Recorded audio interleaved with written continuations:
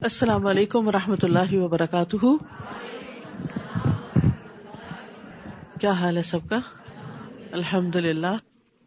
نحمده ونصلی علی رسوله الکریم. اما بعد فاعوذ باللہ من الشیطان الرجیم. بسم اللہ الرحمن الرحیم. رب اشرح لی صدری ویسر لی امری واحلل عقدۃ من لسانی یفقہوا قولی. قرآن مجید نور ہے. اللہ سبحانہ تعالیٰ فرماتے ہیں یا ایھا الناس قد جاءکم برہان من ربکم وانزلنا الیکم نورا مبینا. اے لوگو، بلا شبہ تمہارے پاس تمہارے رب کی طرف سے ایک واضح دلیل آ گئی ہے اور ہم نے تمہاری طرف ایک واضح نور نازل کیا ہے. تو نور روشنی کیا دکھاتی ہے؟ اندھیروں میں راہ دکھاتی ہے. تو یہ زندگی اندھیروں سے بھری ہوئی ہے، جہالت کے، لا علمی کے. اس میں جب قرآن کا نور آتا ہے تو انسان کو صحیح اور غلط کا فرق پتہ چلتا ہے اور صحیح راستہ معلوم ہوتا ہے. زید بن ارقم رضی اللہ عنہ سے مروی ہے، وہ کہتے ہیں کہ رسول اللہ صلی اللہ علیہ وسلم نے فرمایا آگاہ رہو اے لوگو، میں ایک انسان ہوں، قریب ہے کہ میرے رب کا بھیجا ہوا میرے پاس آئے تو میں اسے قبول کر لوں، اور میں تم میں دو بھاری چیزیں چھوڑے جا رہا ہوں. ان میں سے پہلی اللہ کی کتاب ہے جس میں ہدایت اور نور ہے. اس کتاب میں کیا ہے؟ ہدایت اور نور ہے. تو تم اللہ کی کتاب کو پکڑے رکھو. اب یہ نہیں کہ صرف رمضان تک پکڑنا ہے اور پھر چھوڑ دینا ہے، نہیں، اس کو پکڑے رکھو اور اس کے ساتھ مضبوطی سے جڑے رہو، یعنی اسے اپنی زندگی کا حصہ بنا لو. اور آپ نے اللہ کی کتاب پر بہت زور دیا اور اس کی خوب رغبت دلائی، یعنی لوگوں کو شوق دلایا کہ وہ قرآن کے ساتھ اپنا تعلق مضبوط کریں. پھر آپ نے فرمایا دوسری چیز میرے اہل بیت ہیں. میں تم لوگوں کو اپنے اہل بیت کے بارے میں اللہ کی یاد دلاتا ہوں، یعنی ان کے ساتھ احسان کا رویہ اختیار کرنا. میں تم لوگوں کو اپنے اہل بیت کے بارے میں اللہ کی یاد دلاتا ہوں. میں تم لوگوں کو اپنے اہل بیت کے بارے میں اللہ کی یاد دلاتا ہوں. تو ہمارے لیے لازم ہے کہ ہم اس زندگی کے سفر میں رسول اللہ صلی اللہ علیہ وسلم کے ان ارشادات کو یاد رکھیں. 9واں پارہ. اعوذ باللہ من الشیطان الرجیم. بسم اللہ الرحمن الرحیم. قال الملأ الذین استکبروا من قومه لنخرجنك يا شعيب والذين آمنوا معك من قريتنا أو لتعودن في ملتنا قال أولو كنا كارهين. شروع کرتی ہوں اللہ کے نام سے جو بے انتہا مہربان نہایت رحم فرمانے والا ہے. اس قوم کے متکبر سرداروں نے کہا شعیب، ہم تجھے اور ان لوگوں کو جو تیرے ساتھ ایمان لائے ہیں اپنی بستی سے نکال دیں گے یا پھر تمہیں ہمارے دین میں واپس آنا ہوگا. شعیب علیہ السلام نے کہا خواہ ہم اسے ناپسند کرتے ہوں تو بھی. تو ہم دیکھتے ہیں کہ ہر نبی کی مخالفت اس قوم کے بڑے بڑے لوگوں نے کی، ایلیٹ کلاس نے کی، اور اس کی بنیادی وجہ کیا تھی کہ وہ اپنے آپ کو بڑا سمجھتے تھے. وہ سمجھتے تھے کہ اگر نبوت بھی آنی تھی تو اس کے حقدار ہم زیادہ تھے، ہمارے پاس یہ سب کچھ آنا چاہیے تھا، ہم لوگوں کو گائیڈ کرتے، اور اب چونکہ نبوت کسی اور کے پاس آ گئی ہے تو ہم اس کی پیروی کرنے والے نہیں. تو متکبر لوگوں کا طریقہ کار ایک ہی جیسا ہوتا ہے، وہ ناحق طریقے سے جھگڑا اور بحث کرتے ہیں، اور اگر اس پہ بے بس ہو جاتے ہیں تو دھمکیوں پہ اتر آتے ہیں. اور یہاں پر وہ دھمکیاں دے رہے ہیں کہ ہم تمہیں اپنی قوم سے نکال دیں گے، اپنے ملک سے نکال دیں گے، ہم تمہیں اپنے درمیان برداشت نہیں کرتے، اور جو تمہارے اوپر ایمان لے آئے ہیں ان کو بھی نکال دیں گے، یا پھر لازماً تمہیں ہماری ملت میں واپس آنا ہوگا، ہمارے طریقوں کو فالو کرنا ہوگا. تو شعیب علیہ السلام نے صرف اتنا کہا اولو کننا کارہین، کیا پھر بھی اگر ہم اسے ناپسند کرتے ہوں. کیونکہ اہل ایمان کے لیے ایمان کو چھوڑنا، دین کو چھوڑنا، دین کے طریقے کو چھوڑنا انتہائی ناپسندیدہ ہوتا ہے، اور جس شخص کو ایمان کی حلاوت ایک دفعہ نصیب ہو جاتی ہے پھر وہ ایمان کو ترک نہیں کرتا۔ انس رضی اللہ عنہ سے روایت ہے کہ نبی صلی اللہ علیہ وسلم نے فرمایا 3 باتیں جس کسی میں ہوں گی وہ ایمان کی مٹھاس پا لے گا، یہ کہ اللہ اور اس کا رسول اس کے نزدیک ہر چیز سے زیادہ محبوب ہوں، اور یہ کہ آدمی جس کسی سے محبت کرے صرف اللہ کے لیے کرے، کوئی دنیا کا لالچ بیچ میں نہ ہو، اور یہ کہ کفر میں دوبارہ لوٹنے کو اس طرح ناپسند کرے جیسا کہ وہ آگ میں پھینکے جانے کو ناپسند کرتا ہے، یعنی اسلام سے پھر مرتد ہو کے کفر کی طرف جانا اس کے لیے ایسے ہی ہو جیسے جہنم میں جانا ہے۔ قد افترینا علی اللہ کذبا ان عدنا فی ملتکم بعد اذ نجانا اللہ منہا، اگر ہم تمہارے دین میں دوبارہ چلے جائیں، تمہارے دین میں، کیونکہ انبیاء کا شرک والا دین کبھی نہیں رہا، تو اس کا مطلب یہ ہوگا کہ ہم نے اللہ پر جھوٹ باندھا تھا، یعنی جو کچھ ہم تمہیں کہہ رہے تھے وہ بالکل غلط بات تھی، جبکہ اللہ اس سے ہمیں نجات دے چکا ہے۔ ہم سے یہ ممکن نہ ہوگا کہ ہم اس میں دوبارہ چلے جائیں، الا یہ کہ ہمارے رب کی ایسی ہی مشیت ہو۔ ہمارے رب نے علم سے ہر چیز کا احاطہ کر رکھا ہے، ہم اللہ ہی پر بھروسہ کرتے ہیں۔ علی اللہ توکلنا ربنا افتح بیننا وبین قومنا بالحق وانت خیر الفاتحین، اور پھر دعا کی، اے ہمارے رب، ہمارے اور ہماری قوم کے درمیان انصاف سے فیصلہ کر دے، اور تو ہی سب سے بہتر فیصلہ کرنے والا ہے۔ یہاں پر ہم دیکھتے ہیں کہ ایک نبی بھی اپنے نیک عمل پر، اپنے ایمان پر غرور نہیں کرتے۔ انسان کو کبھی یہ نہیں سوچنا چاہیے کہ نیکی کی آج جس حالت پر میں ہوں یا ایمان کے جس درجے پر ہوں، بس یہ اس پر تو مجھے ہمیشگی حاصل ہو گئی، نہیں، الا ان یشاء اللہ، یہ اللہ ہی کے فضل سے ہوا، اور اس پر اس وقت تک قائم رہوں گا جب تک اللہ چاہے گا۔ تو انبیاء اور صالحین ہمیشہ سے یہ جانتے ہیں کہ ان کا دین پر ثابت قدم رہنا اللہ کی مشیت کی وجہ سے ہے، اس میں ان کا اپنا کوئی کمال نہیں۔ اگر آج ہم یہاں آ کر بیٹھے ہیں تو ہمارا کمال نہیں، ہمارے لیے یہ راستے اللہ سبحانہ تعالیٰ نے آسان کیے اور ہمارے دلوں کو اپنی کتاب کی طرف راغب کیا۔ اور یاد رکھیے دل اللہ کے ہاتھ میں ہے، اسی لیے نبی صلی اللہ علیہ وسلم بکثرت یہ دعا مانگتے تھے، اور وہ اللہ کے رسول تھے، یا مقلب القلوب ثبت قلبی علی دینک، اے دلوں کے پھیرنے والے، میرے دل کو اپنے دین پر ثابت قدمی عطا فرما۔ تو ہم سب کو بھی اس راستے پر ثابت قدمی کی دعا کرنی چاہیے۔ تو ایک مرتبہ صحابہ نے عرض کیا، یا رسول اللہ صلی اللہ علیہ وسلم، ہم آپ پر اور آپ کی تعلیمات پر ایمان لائے ہیں، کیا آپ کو ہمارے متعلق کسی چیز سے خطرہ ہے کہ ہم پھر جائیں گے؟ آپ نے فرمایا، ہاں، کیونکہ دل اللہ عز و جل کی انگلیوں میں سے 2 انگلیوں کے درمیان ہے، وہ جیسے چاہتا ہے اسے بدل دیتا ہے۔ تو اس لیے انسان ہدایت پر ہوتے ہوئے بھی ڈرتا رہے کہ کہیں ایسا نہ ہو کہ کوئی ایسی چیز مجھے اس دین سے پھیرنے کا سبب بن جائے، خصوصاً جب انسان کو ایمان کی، دین کی، قرآن کے علم کی حلاوت محسوس ہونے لگتی تو وہ سب سے زیادہ قیمتی چیز اس کو سمجھتا ہے، اور اس پر قائم رہنے کی پھر دعا بھی کرتا ہے، اپنا کمال نہیں سمجھتا۔ یاد رکھیے ایک لمحے میں دل پلٹ سکتے ہیں، ایمان سے کفر کی طرف الٹ سکتے ہیں۔ جبیر بن نفیر سے مروی ہے، وہ کہتے ہیں میں حمص میں ابو درداء کے پاس ان کے گھر گیا تو وہ اپنی مسجد میں کھڑے نماز پڑھ رہے تھے۔ جب وہ تشہد میں بیٹھے تو نفاق سے اللہ عز و جل کی پناہ مانگنے لگے۔ جب انہوں نے سلام پھیرا تو میں نے ان سے کہا، اے ابو درداء، اللہ آپ کو معاف فرمائے، آپ کا نفاق سے کیا تعلق؟ آپ کو کیوں منافقت سے ڈر لگ رہا ہے؟ آپ اور نفاق کا کیا جوڑ؟ انہوں نے 3 دفعہ کہا، اللہم غفرن، اللہم غفرن، اللہم غفرن، اللہ تو معاف کر دینا۔ فرمایا، اللہ کی قسم، ایک آدمی ایک گھڑی میں ہی ایک فتنے میں ڈال دیا جاتا ہے اور وہ اپنے دین سے پھر جاتا ہے۔ یعنی بعض اوقات شیطان کوئی ایسا وسوسہ دل میں ڈالتا ہے کہ انسان کہیں سے کہیں پہنچ جاتا ہے۔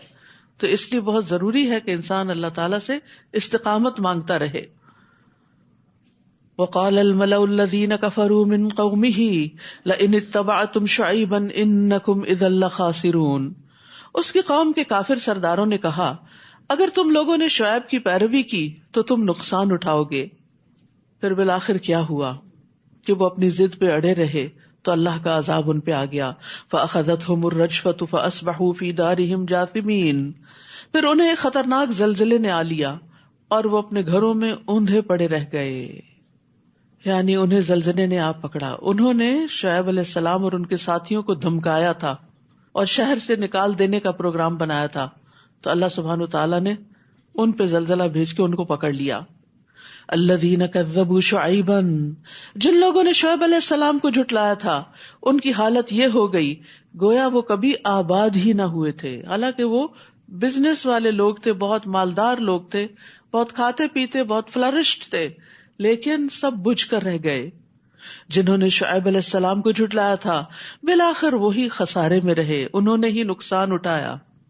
شعیب انہیں یہ کہتے ہوئے وہاں سے چلے گئے کہ اے میری قوم، میں نے تمہیں اپنے رب کا پیغام پہنچا دیا تھا اور ممکن حد تک میں تمہاری خیر خواہی کرتا رہا، تو اب میں ان لوگوں پر کیسے افسوس کروں جو انکار ہی کرتے رہے، مان کے ہی نہ دیے. اور ہم نے جب بھی کسی بستی میں کوئی نبی بھیجا تو وہاں کے رہنے والوں کو سختی اور تکلیف میں مبتلا کیا تاکہ وہ عاجزی کی روش اختیار کریں. پھر ہم نے ان کی بدحالی کو خوشحالی میں بدل دیا، یہاں تک کہ وہ خوب پھلے پھولے اور کہنے لگے یہ اچھے اور برے دن تو ہمارے آباء و اجداد پر بھی آتے رہے ہیں. پھر یکدم ہم نے انہیں پکڑ لیا اور انہیں خبر تک نہ ہوئی. تو یاد رکھیے کہ خوشحالی اور بدحالی دونوں ہی امتحان کے دو پرچے ہوتے ہیں، دونوں ہی امتحان. تکلیف میں تو انسان پھر سمجھتا ہے کہ یہ میرے اوپر امتحان ہے، آزمائش ہے، پتہ نہیں اللہ تعالیٰ کی ناراضگی ہے کوئی، اس وجہ سے میرے حالات نہیں بدلتے. لیکن جب خوشحالی آتی ہے اور نعمتیں فراواں ہو جاتی ہیں تو انسان سب کچھ بھول جاتا ہے. انسان کے اندر یہ خیال آتا ہے کہ میرا رب مجھ سے بڑا راضی، لہٰذا وہ گناہ پہ گناہ بھی کرتا چلا جاتا ہے، اللہ کی نافرمانیوں کی طرف چل پڑتا ہے اور توبہ استغفار بھی نہیں کرتا. تو اس لیے صحابہ کرام جو تھے جب ان پہ نعمتیں بہت آ جاتی تھی تو ان سے بھی وہ ڈرتے تھے کہ کہیں یہ رب کی طرف سے ڈھیل نہ ہو، استدراج نہ ہو، کہ اس کے بعد پکڑ نہ ہو کہیں. تو نعمتوں کو بھی عاجزی کے ساتھ استعمال کرنا چاہیے اور اس میں سے اللہ کا اور بندوں کا حق نکالتے رہنا چاہیے تاکہ شکر ادا ہوتا رہے اور نعمتیں برقرار رہیں. وَلَوْ أَنَّ أَهْلَ الْقُرَىٰ آمَنُوا وَاتَّقَوْا، اب یہاں بتا دیا گیا کہ نعمتیں کیسے برقرار رہتی ہیں، نعمتیں کیسے آتی ہیں. اور اگر یہ بستیوں والے ایمان لاتے اور تقوی اختیار کرتے، دو چیزیں اللہ کو راضی کرنے والی، ایمان اور تقوی، تو ہم ان پر آسمان اور زمین کی برکات کے دروازے کھول دیتے. لیکن انہوں نے جھٹلا دیا، پھر ہم نے انہیں ان کے کرتوتوں کی پاداش میں دھر لیا. کیا یہ بستیوں والے اس بات سے نڈر ہو گئے ہیں کہ رات کے وقت ان پر ہمارا عذاب آ جائے اور وہ سوئے ہوئے ہوں، کہ آنکھ بھی نہ کھلے؟ اور یاد رکھیے اچانک پکڑ یہ عذاب کی علامت ہوتی ہے. یا وہ اس بات سے نڈر ہو گئے ہیں کہ چاشت کے وقت ان پر ہمارا عذاب آئے اور وہ کھیل رہے ہوں، یعنی ہسل بسل شروع ہو گئی ہو، لوگ اپنے کاموں کے لیے بھاگ دوڑ کر رہے ہوں، یعنی کسی بھی وقت آ سکتا ہے، کسی بھی وقت پکڑ ہو سکتی ہے. کیا یہ لوگ اللہ کی چال سے بے خوف ہو گئے ہیں؟ حالانکہ اللہ کی چال سے وہی قوم بے خوف ہوتی ہے جو نقصان اٹھانے والی ہو. یعنی اللہ سبحانہ تعالیٰ کا ان کے خلاف چال چلنا کیا ہے کہ ان کو پہلے مہلت دے، ڈھیل دے، ان پر دنیا کی زندگی کے انعامات عام کر دے اور پھر اچانک رسی کھینچ لے. حسن بصری کہتے ہیں مومن نیک کام کرتے ہوئے بھی ڈرتا، لرزتا اور خوف کھاتا ہے. ہم سب کو اپنے بارے میں سوچنا چاہیے کہ نیکی کرتے ہوئے، نماز پڑھتے ہوئے، خیرات کرتے ہوئے، کسی کی مدد کرتے ہوئے ہمارے دل کا حال کیا ہوتا ہے. مومن نیک کام کرتے ہوئے بھی ڈرتا، لرزتا اور خوف کھاتا ہے، اور فاجر گناہ کے کام کرتے ہوئے بھی امن اور سکون میں ہوتا ہے، بڑی بڑی نافرمانیاں کر کے بھی بڑا خوش ہوتا ہے. رسول اللہ صلی اللہ علیہ وسلم نے فرمایا بے شک مومن اپنے گناہوں کو ایسے دیکھتا ہے جیسے وہ کسی پہاڑ کے نیچے بیٹھا ہو، یعنی گناہ اس کو پہاڑ کی طرح نظر آتے ہیں اور اسے یہ خطرہ ہو کہ یہ پہاڑ اس کے اوپر نہ گر جائے. جبکہ فاسق اپنے گناہوں کو اس طرح دیکھتا ہے جیسے کوئی مکھی اس کی ناک میں بیٹھی اور اس نے ہاتھ کے اشارے سے اڑا دیا، یعنی اس کو گناہ سے کوئی ڈر نہیں لگتا، اسی لیے تو توبہ نہیں کرتا. جو لوگ ان بستیوں کے ہلاک ہونے کے بعد زمین کے وارث ہوئے، کیا انہیں یہ رہنمائی نہیں ملی کہ اگر ہم چاہیں تو ان کے گناہوں کے بدلے ان پر بھی مصیبت ڈال سکتے ہیں اور ان کے دلوں پر مہر بھی کر سکتے ہیں کہ وہ سن ہی نہ سکیں. تو یہ گناہوں کے دو نتائج بتائے گئے کہ ان پہ مصیبت آئے اور دل سخت ہو جائیں.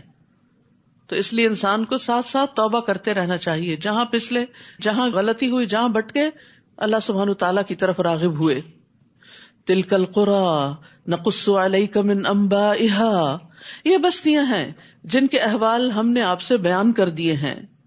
ان کے پاس ان کے رسول واضح دلائل لے کر آئے تھے، مگر جس بات کو وہ پہلے جھٹلا چکے تھے اس پر ایمان لانا انہوں نے مناسب نہ سمجھا. اسی طرح اللہ کافروں کے دلوں پر مہر لگا دیتا ہے. ان میں اکثر لوگ ایسے تھے جن میں ہم نے عہد کا لحاظ نہ پایا، اور ان میں سے اکثر کو فاسق ہی پایا، یعنی کمٹمنٹ نہیں کی، دین کی کوئی بات کبھی اختیار کی بھی تو اس پر ثابت قدمی اختیار نہیں کی. ثم بعثنا من بعدهم موسى بآياتنا الى فرعون وملئه فظلموا بها فانظر كيف كان عاقبة المفسدين. ان کے بعد ہم نے موسیٰ علیہ السلام کو اپنے معجزات دے کر فرعون اور اس کے درباریوں کی طرف بھیجا، مگر انہوں نے بھی ہمارے معجزات سے ناانصافی کی. پھر دیکھ لو فساد کرنے والوں کا کیا انجام ہوا. تو یہاں سے آخر تک ایک طویل قصہ آئے گا موسیٰ علیہ السلام کا، اور اس میں دیکھنے کو کہا گیا ہے فانظر، غور کرو، دیکھو، کیف کان عاقبۃ المفسدین، کہ فسادیوں کا انجام کیسے ہوا. یعنی جو لوگ زمین میں فساد کرتے ہیں، تکبر کرتے ہیں، اپنے آپ کو بڑا سمجھ کر دوسروں کے اوپر ظلم ڈھاتے ہیں، ناانصافیاں کرتے ہیں، پھر بالآخر ایک دن ان کا انجام کیسے ہوتا ہے. وقال موسیٰ یا فرعون انی رسول من رب العالمین. موسیٰ نے فرعون سے کہا میں یقیناً اللہ رب العالمین کا رسول ہوں، میرے شایان شان یہی ہے کہ میں اللہ کے متعلق وہی بات کروں جو سچی ہو. میں تمہارے پاس تمہارے رب کی طرف سے معجزات لے کر آیا ہوں، یعنی وہ تمہارا بھی رب ہے، لہٰذا بنی اسرائیل کو میرے ساتھ روانہ کر دو. یعنی جو ان کو غلام بنا رکھا ہے ان کو اس غلامی سے نجات دے دو. تو موسیٰ علیہ السلام کی دعوت کے دو بڑے نکات تھے، ایک تو ان کو اللہ کی طرف بلانا قوم فرعون کو، اور دوسرے بنی اسرائیل کو غلامی سے نجات دلانا. فرعون نے کہا اگر تو سچا ہے تو کوئی معجزہ لے کر آیا ہے تو اس کو پیش کر. چنانچہ موسیٰ علیہ السلام نے اپنا عصا ڈال دیا تو وہ فوراً ہو بہو ایک اژدہا بن گیا، بہت بڑا سانپ بن گیا، اور بغل سے اپنا ہاتھ نکالا تو وہ دیکھنے والوں کو چمکدار دکھائی دینے لگا.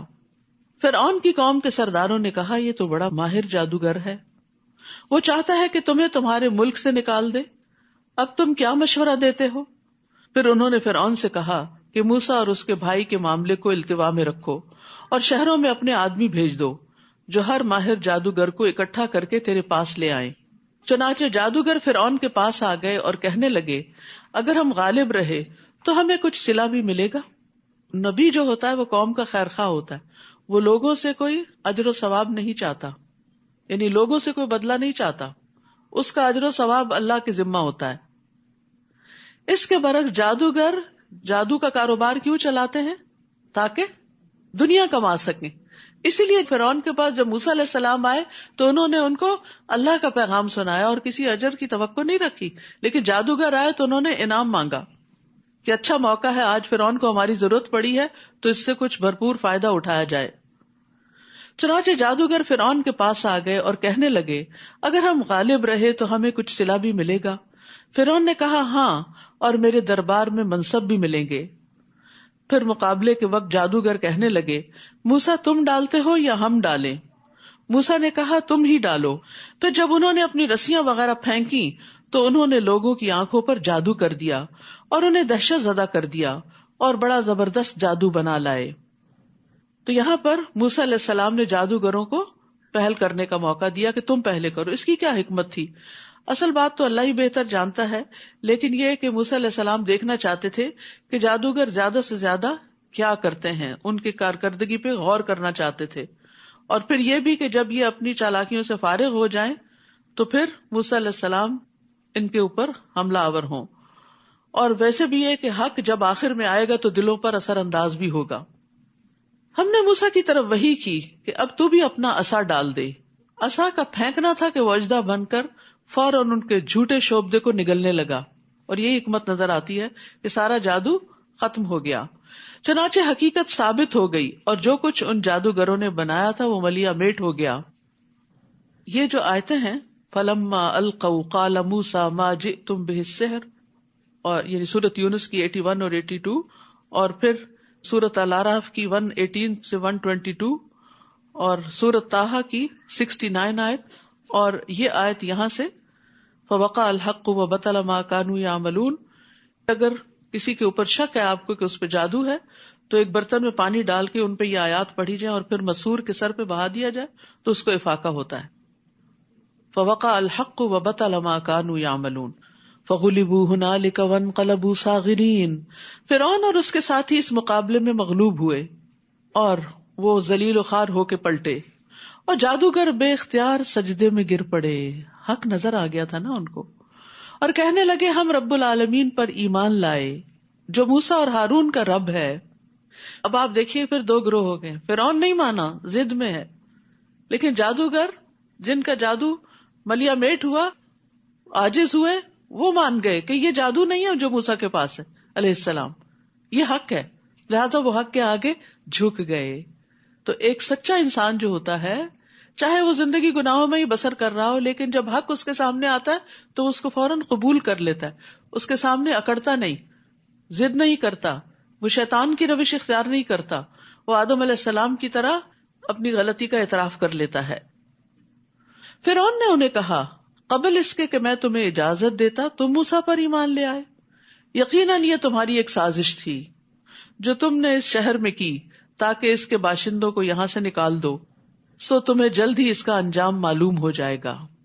اب فرعون جادوگروں کو بھی دھمکیاں دینے پہ اتر آیا، میں تمہارے ہاتھ اور پاؤں مخالف سمتوں سے کٹوا دوں گا. اگر ایک ہی سمت سے کاٹ دیا جائے تو موت واقع ہو جاتی، پھر تم سب کو سولی پہ چڑھا دوں گا، یعنی نشان عبرت بناؤں گا. جادوگر کہنے لگے ہم یقیناً اپنے رب کی طرف لوٹ کر جانے والے ہیں، یعنی تم نے مار دیا تو کیا ہوا، ہم نے ایک دن مرنا ہی ہے اور اللہ کے حضور واپس جانا ہی ہے. اور ہماری کون سی بات تجھے بری لگی ہے سوائے اس کے کہ جب ہمارے پاس رب کی نشانیاں آ گئی تو ہم ان پر ایمان لے آئے، یعنی ہم ایمان ہی تو لائے ہیں، اس میں ایسی کیا قباحت ہے، ہم نے حق دیکھ کر اس کو پہچانا اور قبول کر لیا. پھر انہوں نے دعا کی ربنا افرغ علینا صبرا وتوفنا مسلمین، اے ہمارے رب ہم پر صبر انڈیل دے اور اس حال میں موت دے کہ ہم فرما بردار ہوں. یا اللہ ہمیں ایسی طاقت عطا کر جس کے ذریعے ہم وہ کچھ برداشت کر سکیں جس کی فرعون ہمیں دھمکی دے رہا ہے. یعنی صبر سے مقابلہ کرنا چاہ رہے تھے، کیونکہ فرعون کی دھمکی کو معمولی دھمکی نہیں تھی کہ ایک ہاتھ اور ایک پاؤں کٹوا دوں گا اور پھر سولی چڑھا دوں گا. آپ سوچئے، اپنے آپ کو وہاں رکھ کے دیکھیے کہ خوف سے کتنا برا حال ہو جائے اگر کوئی آپ کو ایسی دھمکی دے. تو انہوں نے اللہ سبحانہ تعالیٰ سے فوراً مدد مانگی کہ بڑے سے بڑے گھبرا دینے والے موقع پر بھی انسان کو ہمت نہیں ہارنی چاہیے، اللہ سبحانہ تعالیٰ کی طرف رجوع کرنا چاہیے. اور یہاں پر یہ افرغ علینا، افراغ کہتے ہیں برتن میں جو کچھ ہے سب کچھ انڈیل دے، یعنی ہمارا دل صبر سے لبریز ہو جائے. اور پھر انہوں نے اسلام پر فوت ہونے کی دعا مانگی کیونکہ اب زندگی میں کوئی رغبت نہیں رہی تھی اور انہیں فرعون کی دھمکی کی کوئی پرواہ بھی نہیں تھی. ان کا مقصد کیا تھا کہ آخرت میں نجات پا جائیں، جو کچھ اللہ کے پاس ہے اسے حاصل کرنے میں کامیاب ہو جائیں. اور ان باتوں سے فرعون اور ذلیل ہو گیا اور اس کی دھمکیاں بیکار ہو گئیں. اب آپ دیکھیے وہ جو پیچھے بات ہوئی تھی نا کہ لمحے میں دل پلٹ جاتے، یہ اس کی عملی مثال ہے. ان جادوگروں کے دل لمحے میں پلٹ گئے، جب دیکھا عصا کو بس جاتے دیکھا کہ سارا ان کا جادو نکل گیا تو ضد میں نہیں آئے کہ ہم ہار گئے ہیں، ہم ان کی بات نہیں دیکھتے. انہوں نے کہا اوہ یہی حق ہے، حق کو دیکھتے ہی فوراً قبول کر لیا، دل پلٹ گئے، ایمان کی طرف آ گئے. اور پھر ایمان جب آیا تو اس کی روشنی سے انہیں جو سب سے بڑی فکر لگی وہ آخرت کی تھی، فرعون کی دھمکیوں کی بھی نہیں، اس کے مقابلے میں صبر مانگ لیا، لیکن اصل میں آخرت کی کامیابی مانگی. اصل ایمان ہی اس شخص کا سچا ہے جس کو اپنی آخرت کی فکر ہوتی ہے کہ کسی بھی میرے کام کا انجام وہاں کیا ہوگا، آگے کیا بنے گی، جو ہمیشہ کی زندگی ہے. وقال الملأ من قوم فرعون اتذر موسى وقومه ليفسدوا في الارض، اور فرعون کی قوم کے سردار فرعون سے کہنے لگے کیا تو موسیٰ اور اس کی قوم کو یوں ہی چھوڑ دے گا کہ زمین میں فساد مچاتے پھریں اور تجھے اور تیرے معبودوں کو چھوڑ دیں. وہ کہنے لگا میں ان کے بیٹوں کو مروا ڈالوں گا اور بنی اسرائیل کو اور دھمکی، اور ان کی عورتوں کو زندہ رہنے دوں گا اور ہمیں ان پر پوری قدرت حاصل ہے. موسیٰ نے اپنی قوم سے کہا استعینوا باللہ واصبروا، اللہ سے مدد مانگو اور صبر کرو. سبحان اللہ، وہی بات جو جادوگروں نے جو ایمان لے آئے تھے کہی، اور یہاں بھی وہی ایمان اور صبر کی بات ہے. اللہ سے مدد مانگنے کی بات ہے اور صبر کرنے کی. یاد رکھیے ہر مشکل میں، چھوٹی ہو یا بڑی، سب سے پہلے ہمارے دل میں اللہ سبحانہ وتعالیٰ کا خیال آنا چاہیے اور اس سے دعا کرنی چاہیے، اور مشکل کا مقابلہ کرنے کے لیے اللہ سے مدد مانگنی چاہیے. سورۃ البقرہ میں بھی ہم نے پڑھا کہ وَاسْتَعِینُوا بِالصَّبْرِ وَالصَّلَاۃِ. تو صلاۃ جو ہے، نماز، یہ اللہ سے دعا مانگنے کا بہترین ذریعہ ہے. مجھے اچھی طرح یاد ہے کہ میری والدہ کی وفات ہوئی تو ان کو پہلی نظر میں جب فوت ہوئے میں نے دیکھا تو دل بیٹھ گیا، لیکن فوراً مجھے یہی آیتیں یاد آئیں کہ وَاسْتَعِینُوا بِالصَّبْرِ وَالصَّلَاۃِ، اور پہلا کام میں نے یہی کیا کہ فوراً نماز پڑھی. اور آپ یقین کریں کہ نماز سے پہلے اور بعد کے دل کی حالت میں زمین اور آسمان کا فرق تھا. دل ٹھہر گیا، ایک سکینت نازل ہونے لگی، اور اس کے بعد کے سارے مرحلے آسان ہو گئے. یہ نہیں کہ آنکھوں میں آنسو نہیں آتے تھے، لیکن بے قراری کی کیفیت چلی گئی. تو وفات ہو کسی کی، کوئی چوری ہو، کوئی نقصان ہو، کچھ ہو، جب انسان اللہ سبحانہ تعالیٰ کی طرف راغب ہو جاتا ہے تو دل بدل جاتا ہے. باہر تو وقت کے ساتھ ہی تبدیلی آئے گی، لیکن اندر کی تبدیلی انسان کو اسٹرانگ کر دیتی ہے، پرسکون کر دیتی ہے. اور جب آپ پرسکون ہوتے ہیں تو پھر ہوش و حواس سے سارے فیصلے کرتے ہیں. ورنہ عموماً انسان ایسے مواقع پہ جذباتی ہو کے، ٹچی ہو کے ایک دوسرے سے لڑ جھگڑ پڑتا ہے، چھوٹی چھوٹی باتوں پر چیخنا چلانا شروع کر دیتا ہے، جو کہ اللہ تعالیٰ کو ناراض کرنے والی بات ہے. تو ہر غم، ہر دکھ، ہر تکلیف کے موقع پر اللہ سے مدد مانگو، نماز پڑھو اور صبر اختیار کرو، اور صبر کی دعا بھی کرے. ربنا افرغ علینا صبرا، اللہ انڈیل دے صبر، کیونکہ دل کی بے قراری صبر کے آنے کے بعد ہی درست ہوتی ہے.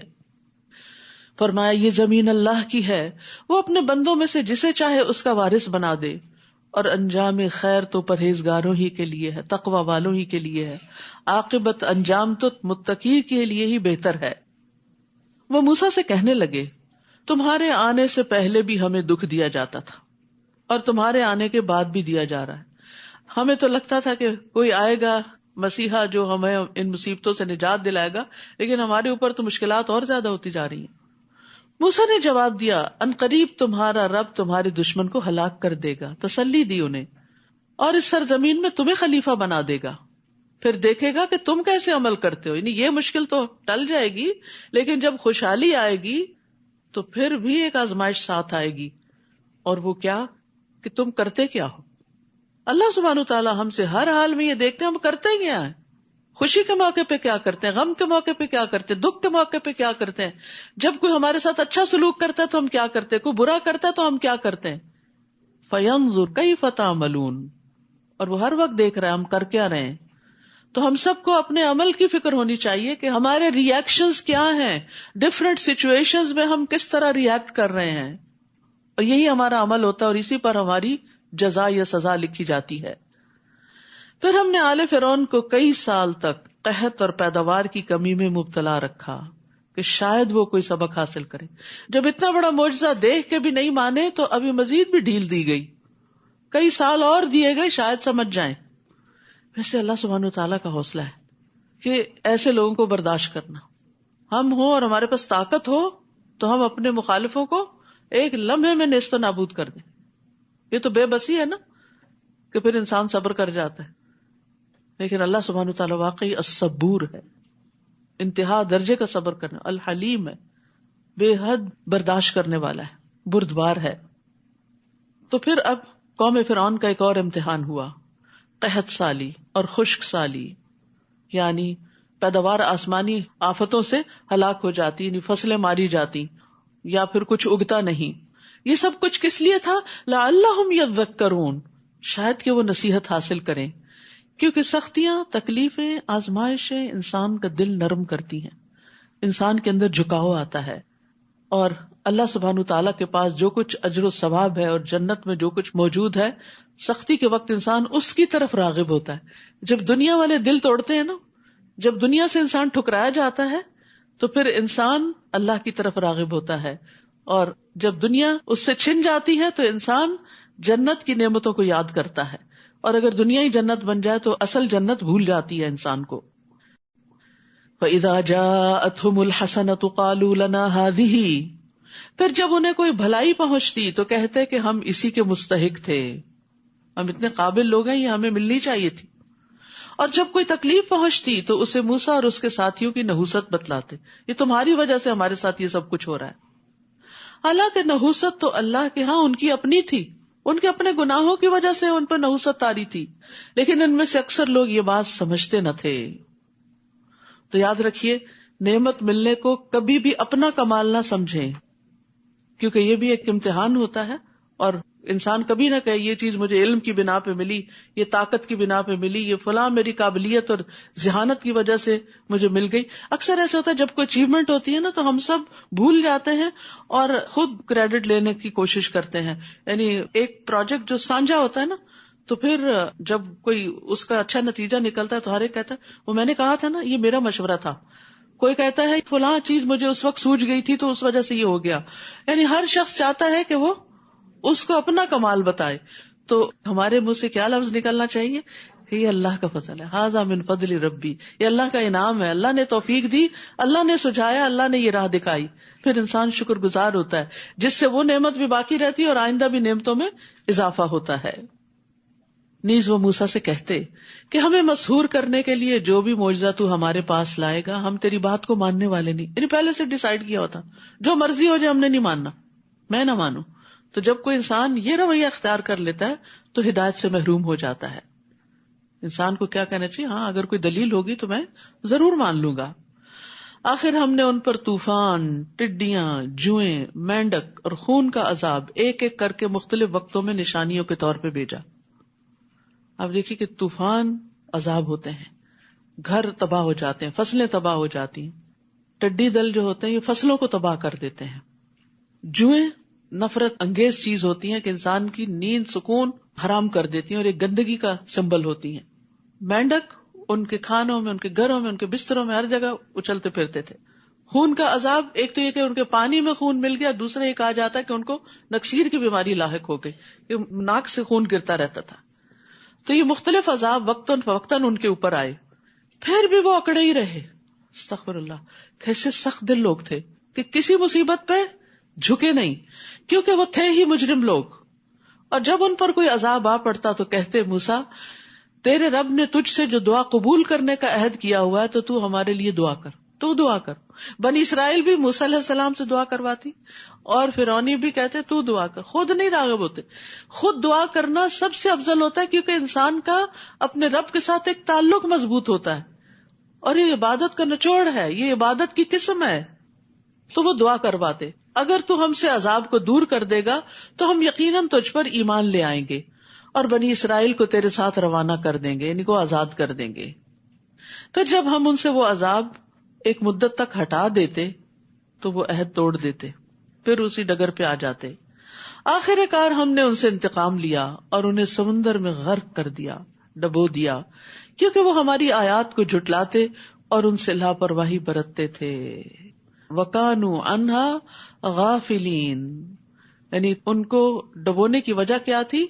ایک تو آیات کی تکذیب اور دوسرے غفلت، یعنی کسی چیز کو یاد کرنے سے ذہن کا بہک جانا، اور یہاں جان بوجھ کے غفلت اختیار کرنا. یعنی انہوں نے آیات میں غور و فکر کرنے سے روگردانی کی اور جو نشانیاں اللہ نے بھیجی تھی موسیٰ علیہ السلام کے ذریعے ان کے اوپر توجہ نہ دی. پھر ہم نے ان کا وارث ان لوگوں کو بنایا جو کمزور سمجھے جاتے تھے. وہ کون تھے؟ بنی اسرائیل. اور اس سرزمین کا وارث بھی بنایا جس کے مشرق و مغرب میں ہم نے برکت رکھی ہوئی ہے، فلسطین. اور بنی اسرائیل کے حق میں آپ کے رب کا اچھا وعدہ پورا ہو گیا کیونکہ انہوں نے صبر کیا تھا. بما صبروا، حدیث میں آتا ہے وَعْلَمْ أَنَّ النَّصْرَ مَعَ الصَّبْرِ، جان رکھو کامیابی صبر کے ساتھ ہے، صبر کے ساتھ ہے. اور صبر کیا ہے؟ ٹھہر جانا، رک جانا، منفی ری ایکشن سے بچنا. اور فرعون اور اس کی قوم جو کچھ عمارتیں بناتے اور انگوروں کے باغ بیلوں پہ چڑھاتے تھے سب کو ہم نے تباہ کر دیا. کوئی ان کی دیکھ بھال کرنے والا ہی نہ رہا، سارے ڈوب گئے، کوئی ان کی زبان پڑھنے والا نہ رہا. اب ہزاروں سال کے بعد اس کو کنفیگر کیا جا رہا ہے کہ یہ کیا لکھا ہوا ہے، یہ سب کچھ کس چیز کا سمبل ہے؟ کیونکہ کوئی بھی نہ بچا کہ جو اس ورثے کو سنبھالتا. وجاوزنا ببنی اسرائیل البحر فاتوا علی قوم یعکفون علی اصنام لہم. اور جب ہم نے بنی اسرائیل کو سمندر سے پار اتارا تو وہ ایک ایسی قوم کے پاس آئے جو اپنے بتوں کی عبادت میں لگے ہوئے تھے. کہنے لگے موسیٰ ہمیں بھی ایک ایسا الہ بنا دو جیسے ان لوگوں کا الہ ہے. موسیٰ نے کہا تم بڑے جاہل لوگ ہو, بہت ناسمجھ ہو. اللہ نے تمہیں فرعون جیسے ظالم سے نجات دی اور تم وہاں سے نکل کے آزاد ہو کے اللہ ہی کے ساتھ شرک کرنے لگے ہو. ایسا کیوں کہا تم نے؟ اصل میں بنی اسرائیل اگرچہ مسلمان قوم تھی لیکن طویل عرصے تک فرعونیوں کی غلامی کی وجہ سے ان کی معاشرت سے متاثر ہو چکی تھی, ان کے طریقہ عبادت وغیرہ سے. تو ان کے ہاں گائے کی پوجا ہوتی تھی, تو انہوں نے بھی کہا کہ ہمیں بھی ایسا ہی کوئی بت بنا دیا جائے. اور یہاں پر موسیٰ علیہ السلام نے ان کو کہا انکم قوم تجہلون. یہ سب سے بڑی جہالت اپنے اصل خالق, اپنے الہ, اپنے معبود سے لا علمی ہے. یعنی ایک شخص کتنا بھی پڑھا لکھا ہو لیکن اپنے کریٹر کو, اپنے پیدا کرنے والے کو, اپنے مالک کو, اپنے رازق کو نہیں پہچانتا تو وہ جاہل ہے. اور پھر اس کے ساتھ اگر کسی اور کو الہ بناتا ہے تو یہ بہت بڑا ظلم ہے. سب سے بڑا گناہ خالق کے ساتھ شریک ٹھہرانا ہے. عبداللہ بن مسعود نے بیان کیا, میں نے نبی صلی اللہ علیہ وسلم سے پوچھا اللہ کے نزدیک کون سا گناہ سب سے بڑا ہے؟ آپ نے فرمایا یہ کہ تم اللہ کے ساتھ کسی کو برابر ٹھہراؤ حالانکہ اللہ ہی نے تم کو پیدا کیا. میں نے عرض کیا واقعی یہ تو بہت بڑا گناہ ہے. پھر فرمایا ان ہؤلاء متبر ما هم فیہ وباطل ما كانوا يعملون. یہ لوگ جس کام یعنی بت پرستی میں لگے ہوئے ہیں برباد ہونے والا ہے, اور جو کچھ وہ کر رہے ہیں سراسر باطل ہے, اس کا کوئی نتیجہ نہیں نکلنے والا, یعنی کوئی فائدہ نہیں ہونے والا اس سے. پھر کہا کیا میں اللہ کے علاوہ تمہارے لیے کوئی اور الہ تلاش کروں حالانکہ اس نے تمہیں تمام جہان والوں پر فضیلت بخشی, اس کے تو تم پر انعامات ہیں اور تم اس کو چھوڑ کے کسی اور کی طرف راغب ہوتے ہو. کتنا بڑا ظلم ہے. انسانوں میں سے بھی اگر کوئی ہمارا محسن ہو اور ہم اس کو چھوڑ کے کسی اور کا شکریہ ادا کریں تو یہ بڑے زیادتی والی بات ہے. وَلِلَّهِ الْمَثَلُ الْأَعْلَىٰ, اللہ کا تو حق ہی بہت بڑا ہے کہ انسان اس کو چھوڑ کے کسی اور کی طرف راغب ہو. اور اے بنی اسرائیل وہ وقت یاد کرو جب ہم نے تمہیں فرعونیوں سے نجات دی, وہ تمہیں بہت سخت تکلیف دیتے تھے, وہ تمہارے بیٹوں کو مار ڈالتے تھے اور تمہاری عورتوں کو زندہ رہنے دیتے تھے, اور اس میں تمہارے لیے تمہارے رب کی طرف سے ایک بڑی آزمائش تھی, کڑا وقت تھا تم پر. اور ہم نے موسیٰ سے 30 راتوں کا وعدہ کیا, پھر اسے 10 مزید راتوں سے پورا کیا, تو اس کے رب کی مقرر مدت 40 راتیں پوری ہو گئی. اور جاتے وقت موسیٰ نے اپنے بھائی ہارون سے کہا تم میری قوم میں میرے خلیفہ بنو, اصلاح کرتے رہنا اور فساد کرنے والوں کی راہ پہ نہ چلنا. موسیٰ علیہ السلام کو ہر طرح کی چیزوں سے آئسولیٹ کر کے اللہ تعالیٰ پہاڑ پہ لے گئے تھے. انہیں تورات دینا تھی. علم حاصل کرنے کے لیے یکسوئی بڑی ضروری ہے. مثلاً اگر آپ نے چیٹ بھی کھولی ہوئی ہے اور ادھر سے کوئی لیکچر بھی لگایا ہوا ہے اور چل پھر کے کبھی کسی سے باتیں شروع کر دیتے ہیں اور کہتے ہیں ہاں میں بڑا علم حاصل کر رہی ہوں, تو یہ علم حاصل کرنا نہیں ہوتا. نہ ہونے سے یہ بھی بہتر ہے کہ کوئی کان میں اچھی بات پڑ جائے گی, لیکن اللہ کی کتاب کے ساتھ کچھ نہ کچھ وقت ایسا ضرور گزارنا چاہیے کہ انسان سارے گیجٹ, سارے گھر کے کاموں, ساری مصروفیات, ہر چیز سے کٹ کے الگ ہو کے بیٹھے اور اس پر کنٹمپلیٹ کرے, توجہ کرے, غور و فکر کرے, تدبر کرے, تاکہ وہ سنک ان ہو, دل کے اندر جائے اور وہ عمل میں جھلکے. اور ہم نے موسیٰ سے 30 راتوں کا وعدہ کیا, پھر اسے 10 مزید راتوں سے پورا کیا. 40 دن تک کے لیے وہ وہاں گئے تھے, تو اس کے رب کی مقررہ مدت 40 راتیں پوری ہو گئی. اور جاتے وقت موسیٰ علیہ السلام نے اپنے بھائی کو اپنا کام ڈیلیگیٹ کیا اور کہا تم میری قوم میں میرے جانشین بنو. اور کیا ہدایات دی جانشین بناتے وقت؟ اصلاح کرتے رہنا, فساد کرنے والوں کے پیچھے نہ چلنا. بس 2 باتیں, اصلاح کرتے رہنا, یعنی یہ بھٹکنے لگے, غلط کرنے لگے تو ان کی اصلاح کرنا, اور اگر سب مل کے کسی غلط طریقے پہ چلے تو ان کی میجورٹی کے پیچھے نہیں لگنا. تو یہ بڑی زبردست ہدایات ہیں, بہت زبردست طریقہ ہے موسیٰ علیہ السلام کا. اور جب موسیٰ علیہ السلام ہمارے مقررہ وقت پر اور جگہ پر آ گئے, یعنی طور پر, اور اس سے اس کے رب نے کلام کیا, سبحان اللہ, اگر کبھی آپ ٹاپ آف دا ہل گئے ہوں اور وہاں کی جو سائلنس ہوتی ہے، اپنے سانس کی آواز بھی انسان کو آتی ہے، اتنی خاموشی اور اتنی یکسوئی ہوتی. اور اس خاموش جگہ پر اللہ سبحانہ تعالیٰ نے کلام کیا تو موسیٰ علیہ السلام نے جب اللہ تعالیٰ کی آواز سنی ہوگی تو کیا گزری ہوگی ان کے دل کے اوپر. اللہ کا کلام سن کے دل پگھل جاتے ہیں، تو کہاں یہ کہ خود اللہ تعالیٰ کی آواز سنی جائے. موسیٰ علیہ السلام نے عرض کیا، اے رب مجھے اپنا آپ دکھلا دیجئے کہ میں ایک نظر تجھے دیکھ سکوں، بس ایک جھلک دیکھنا چاہتا ہوں. محبت تھی نا، تو جس سے محبت ہوتی ہے اس کو دیکھنے کا شوق ہوتا ہے. اللہ تعالیٰ نے فرمایا تو مجھے ہرگز نہ دیکھ سکے گا، البتہ اس پہاڑ کی طرف دیکھ، اگر یہ اپنی جگہ پر برقرار رہا تو بھی مجھے دیکھ سکے گا. پھر جب اس کے رب نے پہاڑ پر تجلی کی، بس چھوٹی سی روشنی، تو اسے ریزہ ریزہ کر دیا اور موسیٰ غش کھا کے گر پڑے. پھر جب انہیں کچھ افاقہ ہوا تو کہنے لگے، سبحانک تبت الیک وانا اول المؤمنین، پاک ہے تیری ذات، میں تیرے حضور توبہ کرتا ہوں اور میں سب سے پہلا ایمان لانے والا ہوں. تو پہاڑ جیسی مضبوط اور سخت چیز بھی اللہ سبحانہ تعالیٰ کا دیدار نہیں کر سکتی، تو انسان تو بڑی کمزور چیز ہے. تو موسیٰ علیہ السلام نے پہاڑ کو دیکھا کہ وہ اپنے اوپر قابو نہیں پا سکا اور پہاڑ گر کر ٹوٹ پڑا. تو جب موسیٰ علیہ السلام نے دیکھا کہ پہاڑ ٹوٹ رہا ہے، کریش ہو رہا ہے، تو وہ بھی بے ہوش ہو کے گر پڑے، بے ہوش ہو گئے. انس رضی اللہ عنہ کہتے ہیں کہ نبی صلی اللہ علیہ وسلم نے اس آیت کی تفسیر میں فرمایا کہ چنگلیاں ہوتی ہے سب سے چھوٹی انگلی کہ ایک کنارے کے برابر میں سے ایک ٹپ جتنی تجلی ظاہر ہوئی تھی، پہاڑ دھنس گیا اور موسیٰ بے ہوش ہو کے گر پڑے. موسیٰ اسی پہاڑ پہ تھے. آپ نے اپنے ہاتھ کی نصف خنجر انگلی کے ساتھ اشارہ فرمایا. قال سبحانک تبت الیک، یہ موسیٰ علیہ السلام کی عاجزی تھی کہ عاجزی کے ساتھ اپنے رب کی طرف رجوع کیا کہ یار مجھے ایسا مطالبہ نہیں کرنا چاہیے تھا. حالانکہ بظاہر دیکھا جائے تو اس میں کوئی غلط بات نہیں تھی، یعنی انسان کے اندر جو شوق آتا ہے یا جو دل کے اندر محبت ہوتی ہے تو انسان اپنے رب سے ہر چیز مانگ لیتا ہے، تو اس سے اس کا دیدار مانگ لیا. لیکن دنیا میں یہ ممکن نہیں. ہاں آخرت میں اللہ سبحانہ تعالیٰ اپنے پیارے بندوں کو جو اللہ پر ایمان رکھتے ہیں، اس سے محبت کرتے ہیں، اس کی اطاعت کرتے ہیں، ان کو اپنا دیدار کروائے گا، اور جب وہ کرائے گا تو انہیں ہر نعمت بھول جائے گی. اللہ تعالیٰ نے فرمایا، موسیٰ میں نے تجھے اپنی رسالت اور ہم کلامی کے لیے تمام لوگوں پر ترجیح دیتے ہوئے چن لیا ہے. جو کچھ میں تجھے دوں اس پر عمل پیرا ہو اور شکر گزاروں میں سے ہو جاؤ. یعنی جو ہدایات، جو کتاب میں دوں گا تو اس کو کیا کرو، اس کو لے لو اور شکر گزاروں میں سے ہو جاؤ. تو اس سے یہ پتہ چلتا ہے کہ دین کی دعوت کا جو خلاصہ ہے وہ شکر گزاری ہے. اللہ کی نعمتوں پر بھی شکر گزاری، اور شکر ادا کرنے کا طریقہ کیا ہے کہ انسان پھر اللہ کی عبادت میں سرگرم ہو جاتا ہے. شکر زبان سے بھی ہوتا ہے، دل سے بھی ہوتا ہے، لیکن عمل سب سے بڑا اظہار ہوتا ہے شکر کا. کم من الشاکرین.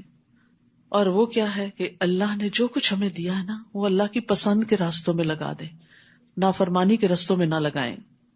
اور اس کے لیے ہم نے تختیوں میں ہر طرح کی نصیحت اور ہر ایک بات کی تفصیل لکھ دی تھی اور حکم دیا اس پر مضبوطی سے عمل کرو. فخذها بقوة. اور اپنی قوم کو بھی حکم دو کہ وہ ان پر اچھی طرح عمل کریں. یأخذوا بأحسنها. ان قریب میں تمہیں فاسقوں کا گھر دکھلاؤں گا. تو قوت سے پکڑنے سے مراد یہ نہیں کہ زور سے پکڑ لو، اس کا مطلب یہ ہے کہ دل کی مضبوطی، پکے عزم کے ساتھ پکڑو اور عمل کرو. کیونکہ انسان جب کمزور ارادے سے کسی چیز کو لیتا ہے تو ڈھیلے ڈھالے طریقے سے ہی پکڑتا ہے. جو چیز قیمتی ہوتی ہے اس کو سنبھال کے رکھتا ہے اور اس پر نیت اور ارادہ بھی کر لیتا ہے. تو یأخذوا بأحسنها، اس کے بہترین حصے کو لے لے. تو کیا اس کا مطلب ہے کہ قرآن میں کچھ حصہ اچھا ہے اور کچھ بہت زیادہ اچھا ہے؟ بات یہ ہے کہ قرآن کے علاوہ جب وہ کچھ سنتے ہیں تو قرآن کی پیروی کرتے ہیں، دوسری چیز کی پیروی نہیں کرتے. یعنی اس کا مطلب یہ بتایا جاتا ہے کہ وہ قرآن سنتے ہیں اور اس کے علاوہ بھی لیکن پیروی قرآن ہی کی کرتے ہیں. ایسے لوگوں کے لیے خوشخبری ہے. فبشر عباد الذین یستمعون القول فیتبعون احسنہ. تو میرے بندوں کو خوشخبری دے دیجئے جو کان لگا کے بات سنتے ہیں پھر اس میں سے سب سے اچھی بات کی پیروی کرتے ہیں. اور اپنی آیتوں سے ان لوگوں کی نگاہیں پھیر دوں گا جو بلا وجہ زمین میں اکڑتے ہیں. تکبر ہدایت کے راستے میں رکاوٹ بن جاتا ہے. اللہ تعالیٰ ایسے لوگوں کو غور و فکر کی صلاحیت ہی نہیں دیتا. وہ خواہ کوئی بھی نشانی دیکھ لیں اس پر ایمان نہیں لائیں گے، اور راہ ہدایت دیکھ لیں تو اسے اختیار نہیں کرتے، اور اگر گمراہی دیکھ لیں تو اسے فوراً اختیار کرتے ہیں. ان کی یہ حالت اس لیے ہے کہ انہوں نے ہماری آیات کو جھٹلا دیا اور ان سے بے پرواہی کرتے رہے. تو یاد رکھیے، حق سے ضد رکھنے کی وجہ سے انسان ہدایت سے محروم ہو جاتا ہے. تو علم سے محروم کرنے والے اسباب میں تکبر اور بے صبرا پن اور حق سے ضد.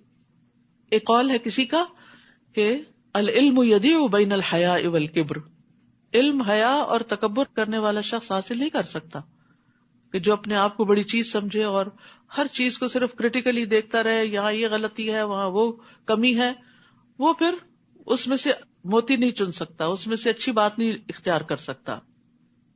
تو یہ بڑی ڈرانے والی بات ہے. سأصرف عن آیاتی الذین یتکبرون فی الارض بغیر الحق، کہ میں اپنی آیات سے ان لوگوں کو پھیر دوں گا جو زمین میں ناحق تکبر کرتے ہیں، یعنی ان کے دلوں سے قرآن کے فہم کو روک لوں گا.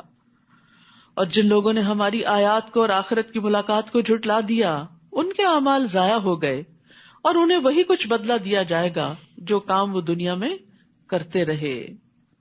موسیٰ علیہ السلام کے طور پر جانے کے بعد اس کی قوم نے اپنے زیوروں سے ایک بچڑے کا جسم یعنی پتلا بنا لیا جس میں سے بیل کی آواز نکلتی تھی. ان لوگوں نے یہ نہ دیکھا کہ وہ نہ تو کوئی ان سے بات کرتا ہے نہ ہی ان کو راستہ دکھا سکتا ہے، پھر بھی انہوں نے اسے الہ بنا لیا، اور وہ تھے ہی نہ سمجھ لوگ. اور جب وہ شرمسار ہوئے اور دیکھا کہ وہ گمراہ ہو گئے ہیں تو کہنے لگے لئن لم یرحمنا ربنا ویغفر لنا لنکونن من الخاسرین، اگر ہمارے رب نے ہم پر رحم نہ کیا اور ہمیں معاف نہ کیا تو ہم برباد ہو جائیں گے. پلٹ آئے، توبہ کر لی. اور جب موسیٰ علیہ السلام غصے اور رنج سے بھرے ہوئے اپنی قوم کی طرف واپس آئے، وہ 40 دن کے بعد، تو انہیں کہا تم لوگوں نے میرے بعد بہت بری جانشینی کی، تمہیں کیا جلدی پڑی تھی کہ اپنے رب کے حکم کا انتظار بھی نہ کیا کہ میں آتا اور تمہیں بتاتا کہ رب تم سے کیا چاہتا ہے. پھر تختیاں پھینک دی اور اپنے بھائی کو سر سے پکڑ کر اپنی طرف کھینچنے لگے، یعنی غصے کی وجہ سے کہ یہ سب کچھ کیوں ہو گیا ہے. ایک مومن جو ہوتا ہے اس کا غصہ ذاتی معاملے میں نہیں ہوتا، اس کا غصہ حق اور ہدایت اور دین کی وجہ سے ہوتا ہے. تو موسیٰ علیہ السلام کا یہاں غصہ اس وجہ سے تھا کہ قوم بت پرستی میں مبتلا ہو گئی تھی، اور بھائی کو چونکہ نگران بنا کر گئے تھے اس لیے بھائی کو پکڑ لیا اور اپنی طرف کھینچنے لگے. ہارون نے کہا اے میری ماں کے بیٹے، ان کو نرم کرنے کے لیے پیار سے پکارا. ان لوگوں نے مجھے کمزور سمجھا اور قریب تھا کہ مجھے مار ہی ڈالتے. بعض اوقات لوگ لیڈر کی بات نہیں سنتے، لہٰذا دشمنوں کو مجھ پر ہنسنے کا موقع نہ دو اور مجھے ان ظالم لوگوں کے ساتھ شامل نہ کرو. یعنی میں خود ان کے ساتھ شامل نہیں تھا لیکن میں ان کو روک بھی نہیں سکا. یہاں پر موسیٰ علیہ السلام جو کہتے ہیں اجلتم امر ربکم، یعنی تمہیں کیا جلدی پڑی تھی کہ اپنے رب کے حکم کا انتظار بھی نہ کیا.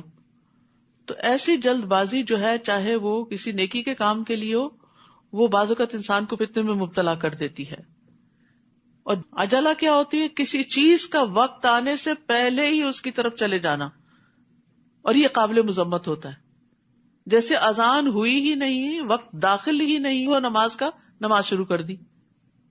اور سرعہ کا مطلب ہوتا ہے ایک چیز کو اس کے اول وقت میں جلدی کر لینا، یہ قابل تعریف ہے. سرعت قابل تعریف ہے، عجلت ناپسندیدہ ہے. حدیث میں آتا ہے تحمل مزاجی اللہ کی طرف سے ہے اور جلد بازی شیطان کی طرف سے. لیکن نیک کام کو اول وقت میں کرنا جلد بازی نہیں ہوتا، وہ سرعت ہوتا ہے. رسول اللہ صلی اللہ علیہ وسلم سے سوال کیا گیا اعمال میں سے کون سا عمل سب سے افضل ہے؟ آپ نے فرمایا نماز کو اس کے اول وقت پر ادا کرنا. تو نہ ہی جلد بازی اچھی ہے اور نہ ہی تاخیر اچھی ہے. اول وقت میں، مناسب وقت میں کام کو کرنا پسندیدہ ہے، اس کا اجر زیادہ ہے.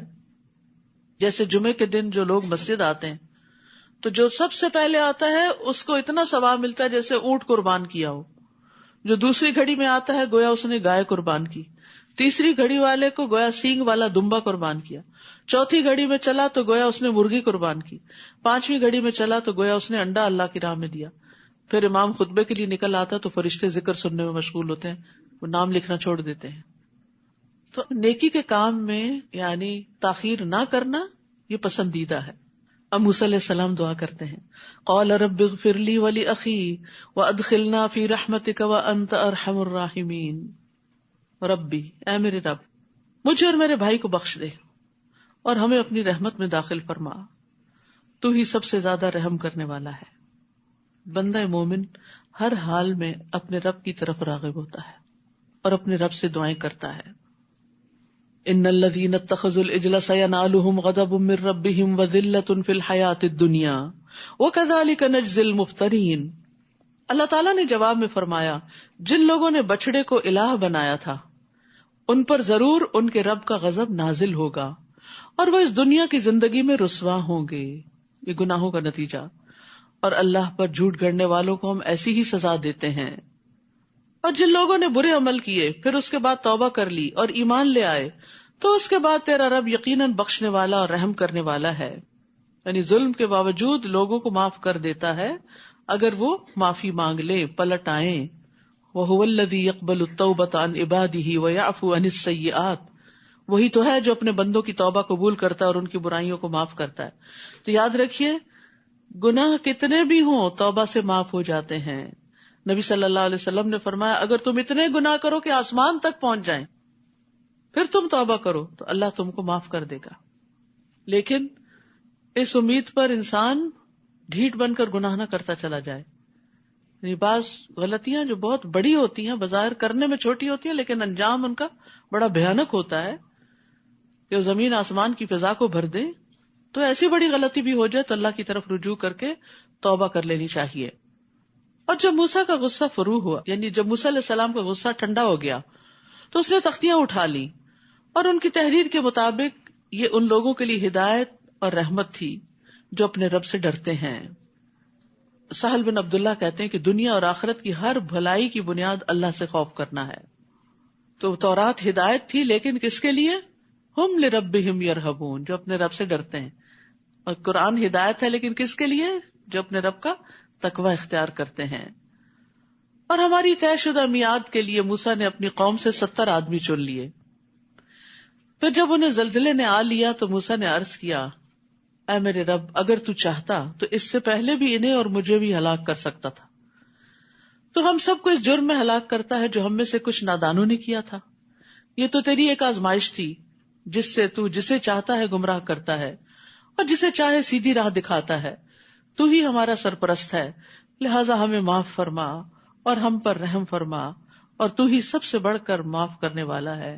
انت ولینا فاغفر لنا وارحمنا وانت خیر الغافرین واکتب لنا فی هذه الدنیا حسنہ وفی الآخرہ انا ہدنا الیک.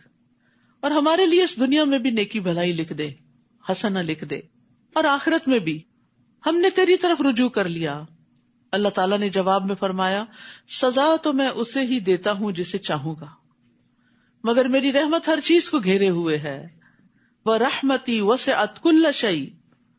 لہٰذا جو لوگ تقوی اختیار کرتے ہیں، زکوٰۃ دیتے ہیں اور ہماری آیات پر ایمان لاتے ہیں، ان کے لیے میں رحمت ہی لکھوں گا. تو اللہ کی رحمت پانے کے لیے کیا کرنا چاہیے؟ تقوی، زکوٰۃ اور آیات پر ایمان. جو لوگ اس رسول کی پیروی کرتے ہیں جو نبی امی ہے، جس کا ذکر وہ اپنے ہاں تورات اور انجیل میں لکھا ہوا پاتے ہیں، وہ رسول انہیں نیکی کا حکم دیتا اور برائی سے روکتا ہے. ان کے لیے پاکیزہ چیزوں کو حلال اور گندی چیزوں کو حرام کرتا ہے. ان کے بوجھ ان پر سے اتارتا ہے اور وہ بندشیں کھولتا ہے جن میں وہ جکڑے ہوئے تھے. لہٰذا جو لوگ اس پر ایمان لائے اور اس کی حمایت اور مدد کی اور اس روشنی کی پیروی کی جو اس کے ساتھ نازل کی گئی ہے، تو یہی لوگ فلاح پانے والے ہیں. تو یہاں پر نبی امی سے مراد کون ہے؟ رسول اللہ صلی اللہ علیہ وسلم. آپ کو امی کیوں کہا گیا؟ کیونکہ آپ لکھ پڑھ نہیں سکتے تھے. اس کے باوجود آپ پر اللہ نے جو علم نازل کیا اس کی کوئی مثال نہیں، وہ پڑھے لکھوں کے پاس بھی نہیں. اللہ تعالیٰ نے نبی صلی اللہ علیہ وسلم کی وجہ سے امت کو آسانی بخشی، جس کا یہاں ذکر کیا جا رہا ہے. اور آپ واقعی آسانیاں دیتے تھے. آپ فرماتے ہیں اگر میری امت پر مشقت نہ ہوتی تو میں انہیں ہر نماز کے لیے تازہ وضو کرنے کا حکم دیتا. لیکن اللہ نے ایسا نہیں کیا، یعنی آسانی کی کہ اگر وضو ہے تو ایک نماز پڑھ لی تو دوسری بھی پڑھ سکتے ہو، نوافل بھی پڑھ سکتے ہو. کیونکہ بعض لوگ اس غلط فہمی کا شکار ہوتے ہیں کہ شاید ہر نماز کے لیے تازہ وضو کرنے کی ضرورت. ایسا کچھ نہیں. اگر آپ کو وضو ہے تو آپ اللہ کی دی ہوئی رخصت سے فائدہ اٹھائیں, اور خاص طور پر جب آپ سفر میں ہوں یا آپ کے ساتھ اور لوگ بھی ہوں, کیونکہ بعض لوگ اکٹھے جیسے جا رہے ہوں تو ایک ان میں سے واش روم گھس جاتا ہے جی میں تازہ وضو کر رہا ہوں, اور باقی سارے کھڑے انتظار کر رہے ہیں. تو یہ اللہ سبحانہ وتعالیٰ کی دی ہوئی رخصت اور آسانی ہے جس سے فائدہ اٹھانا چاہیے. اور اسی طرح مسواک کے بارے میں بھی آتا ہے کہ اگر مشقت نہ ہوتی تو جتنا مسواک کا فائدہ ہے میں ہر نماز کے ساتھ پابندی کر دیتا, لیکن نہیں کی گئی. اسی طرح اور بھی بہت سی پابندیاں ہم سے اٹھا لی گئی جو بنی اسرائیل پر تھی. قُلْ يَا أَيُّهَا النَّاسُ إِنِّي رَسُولُ اللَّهِ إِلَيْكُمْ جَمِيعًا, آپ کہہ دیجئے لوگو میں تم سب کی طرف اللہ کا رسول ہوں. یاد رکھیے ہر رسول اپنی اپنی قوم کی طرف بھیجا گیا, لیکن محمد صلی اللہ علیہ وسلم سب کی طرف بھیجے گئے. قیامت کے دن تک آپ کی رسالت سب کے لیے ہے. دنیا کے ہر ملک, ہر کانٹیننٹ, ہر علاقے, ہر رنگ, ہر زبان بولنے والوں کے لیے آپ سب کے رسول ہیں. میں تم سب کی طرف اس اللہ کا رسول ہوں جو آسمانوں اور زمین کی سلطنت کا مالک ہے, اس کے سوا کوئی الہ نہیں, وہی زندہ کرتا ہے اور موت دیتا ہے. لہٰذا اللہ اور اس کے رسول نبی امی پر ایمان لے آؤ. جو اللہ اور اس کے ارشادات پر ایمان لاتا ہے اور اسی کی پیروی کرو, امید ہے کہ تم راہ راست پالو گے. رسول اللہ صلی اللہ علیہ وسلم نے فرمایا پہلے انبیاء خاص اپنی قوموں کی طرف بھیجے جاتے تھے, لیکن مجھے تمام انسانوں کی ہدایت کے لیے بھیجا گیا ہے. رسول اللہ صلی اللہ علیہ وسلم نے فرمایا آسمان اور زمین کے درمیان جتنی چیزیں ہیں وہ سب جانتے ہیں کہ میں اللہ کا رسول ہوں, سوائے نافرمان جنات اور انسانوں کے, وہ نہیں مانتے. تو لوگوں کی نجات نبی صلی اللہ علیہ وسلم پر ایمان لانے میں ہی ہے. رسول اللہ صلی اللہ علیہ وسلم نے فرمایا قسم ہے اس ذات کی جس کے ہاتھ میں محمد کی جان ہے, اس امت کا کوئی بھی یہودی اور نصرانی جو میرے بارے میں سنے پھر جس کے ساتھ میں بھیجا گیا ہوں وہ اس پر ایمان نہ لائے تو اس کا ٹھکانہ جہنم والوں میں سے ہوگا. یعنی جس نے سن لیا, جان لیا, اس کے لیے لازم ہو گیا کہ وہ ایمان لے آئے. اور موسیٰ علیہ السلام کی قوم میں ایک گروہ ایسا بھی ہے جو حق کے مطابق ہدایت کرتے اور اسی کے مطابق انصاف کرتے ہیں. اور ہم نے بنی اسرائیل کے 12 قبیلوں کو 12 جماعتیں بنا دیا تھا. اور جب موسیٰ سے اس کی قوم نے پانی مانگا تو ہم نے اسے وحی کی کہ اس چٹان پر اپنا عصا مارو. بہت بڑی چٹان کے اوپر صرف لکڑی کا عصا مارا تو اس چٹان سے 12 چشمے پھوٹ نکلے. سبحان اللہ, یہ معجزہ تھا, یہ اللہ کی قدرت تھی. ورنہ آپ مارے ڈنڈا کسی چٹان پر, ڈنڈا ہی ٹوٹ جائے گا, وہاں سے نکلے گا کچھ نہیں. اور ہر قبیلہ اپنا اپنا گھاٹ بھی جان گیا, سب کو پتا تھا کہ اس نے کہاں سے پانی لینا ہے. یہ تقسیم کار تھی, ورنہ پانی پر تو بہت جھگڑے ہو جایا کرتے ہیں کہ پہلے میری باری اور پہلے میری. نیز ہم نے ان پر بادل کا سایہ کیا اور ان پر من و سلوہ نازل کیا اور فرمایا یہ پاکیزہ چیزیں کھاؤ جو ہم نے تمہیں عطا کی ہیں. اور ان لوگوں نے ہمارا تو کچھ نہ بگاڑا بلکہ خود آپ ہی اپنے اوپر ظلم کر رہے تھے. یعنی جب انہوں نے شکر ادا نہ کیا, فرائض پر عمل نہیں کیا تو ان سے ہر خیر ختم ہوتی گئی. اور جب بنی اسرائیل سے کہا گیا تھا کہ اس بستی میں آباد ہو جاؤ اور جہاں سے جی چاہے کھاؤ اور دعا کرتے رہو کہ ہمیں معاف کر دے, حتتن, اور دروازے میں سجدہ کرتے ہوئے داخل ہونا, عاجزی سے داخل ہونا, تو ہم تمہاری خطائیں معاف کر دیں گے اور اچھے کام کرنے والوں کو زیادہ بھی دیں گے. یہ اللہ کا فضل ہوتا ہے, صرف غلطیاں معاف نہیں, انعام بھی ساتھ. مگر ان میں سے جو ظالم تھے انہوں نے وہ بات ہی بدل ڈالی جو ان سے کہی گئی تھی. پھر اس کے نتیجے میں ہم نے ان پر آسمان سے عذاب بھیج دیا کیونکہ وہ ظلم کیا کرتے تھے. یعنی جب اللہ اپنے بندے یا بندی پہ کوئی انعام فرماتا ہے اور وہ شکر ادا نہیں کرتا تو پھر وہ اس نعمت کو چھین لیتا ہے, چاہے وہ انسان اس کو پسند کرے یا نہ کرے, یعنی کسی بھی قسم کی نعمت ہو. تو ہمیں ہر نعمت پر اللہ کا شکر ادا کرنا چاہیے, چاہے ہمارے جسم کے اندر نعمتیں ہیں یا پھر مال یا اولاد یا صحت یا کوئی بھی چیز جو اللہ نے ہمیں دی, اور جو بھی راحت, آرام اور سکون اور فیسلٹیز آپ کو ملے اس پر اللہ کا شکر ادا کرتے چلے جائیں. لیکن افسوس یہ کہ ہم زیادہ مشکلات کے بارے میں سوچتے ہیں اور کم وقت نعمتوں کے بارے میں سوچتے ہیں, حالانکہ مشکلات کے مقابلے میں نعمتیں بہت زیادہ ہیں. وَاسْأَلْهُمْ عَنِ الْقَرْيَةِ الَّتِي كَانَتْ حَاضِرَةَ الْبَحْرِ, اور ان سے اس بستی کا حال بھی پوچھئے جو سمندر کے کنارے واقع تھی. وہ لوگ سبت یعنی ہفتے کے دن احکام الہی کی خلاف ورزی کرتے تھے، مچھلیاں پکڑتے تھے. ہفتے کے دن تو مچھلیاں بلند ہو کر پانی پر ظاہر ہوتی تھی اور ہفتے کے علاوہ باقی دنوں میں غائب رہتی تھی. اسی طرح ہم نے انہیں ان کی نافرمانیوں کی وجہ سے آزمائش میں ڈال رکھا تھا. تو اس سے کیا پتہ چلتا ہے کہ نافرمانیاں آزمائش لاتی ہیں. یہ قوم اللہ کے ساتھ چال بازی کر رہی تھی. اللہ نے ہفتے کے دن کام کرنے سے منع کیا، لیکن انہوں نے خود ساختہ ایک طریقہ نکال کے اپنا مقصد اور مطلب پورا کر لیا اور بظاہر یہ دکھایا کہ ہم اللہ کی فرما برداری کر رہے ہیں. اور وہ وقت بھی یاد کرو جب ان میں سے کچھ لوگوں نے دوسروں سے کہا، تم ایسے لوگوں کو کیوں نصیحت کرتے ہو جنہیں اللہ ہلاک کرنے والا یا سخت سزا دینے والا ہے؟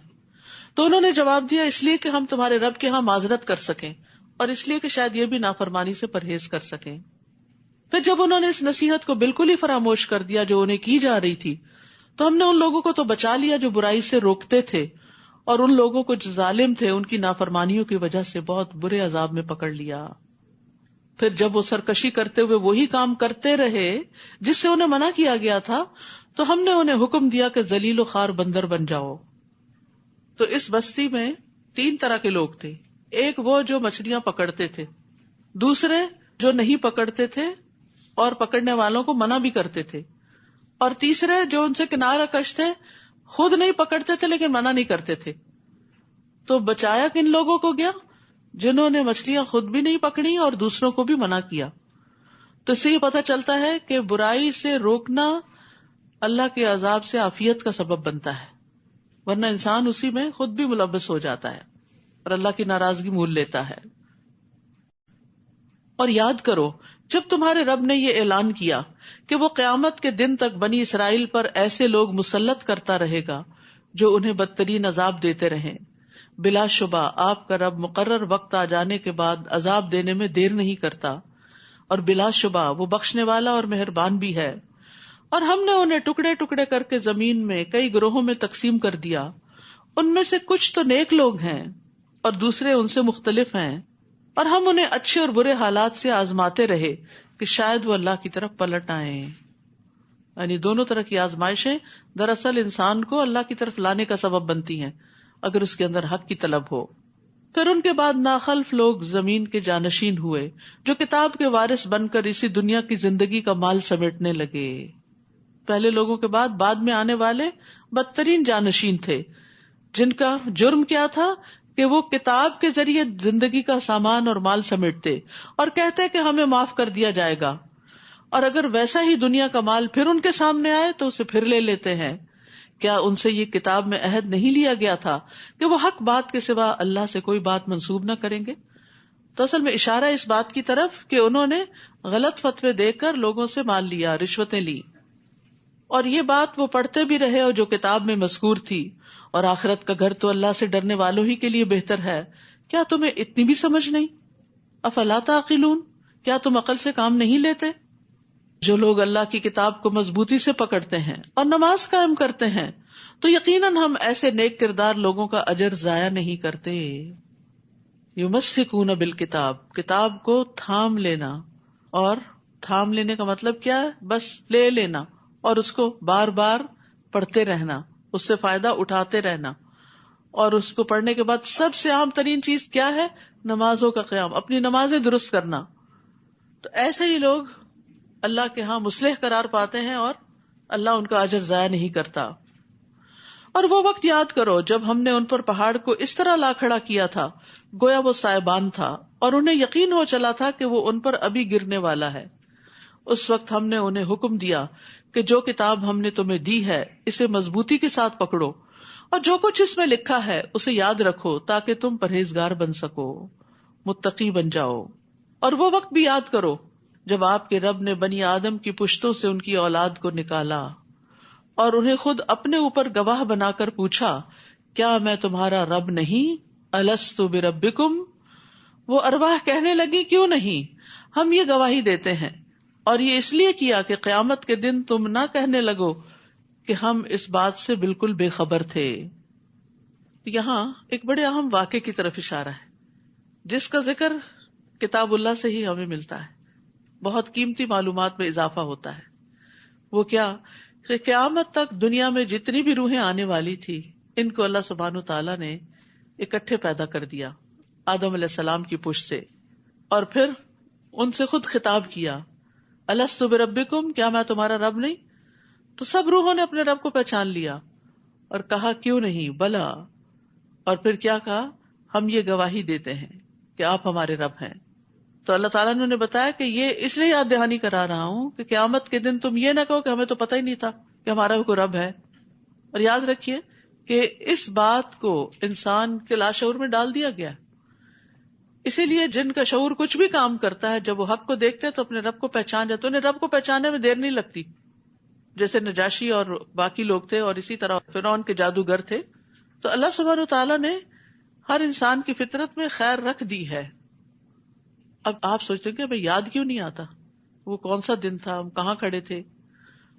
تو وہ ہمارے حافظے میں نہیں ہے، اس کے اثرات ہیں لیکن وہ حافظے میں نہیں۔ کیوں؟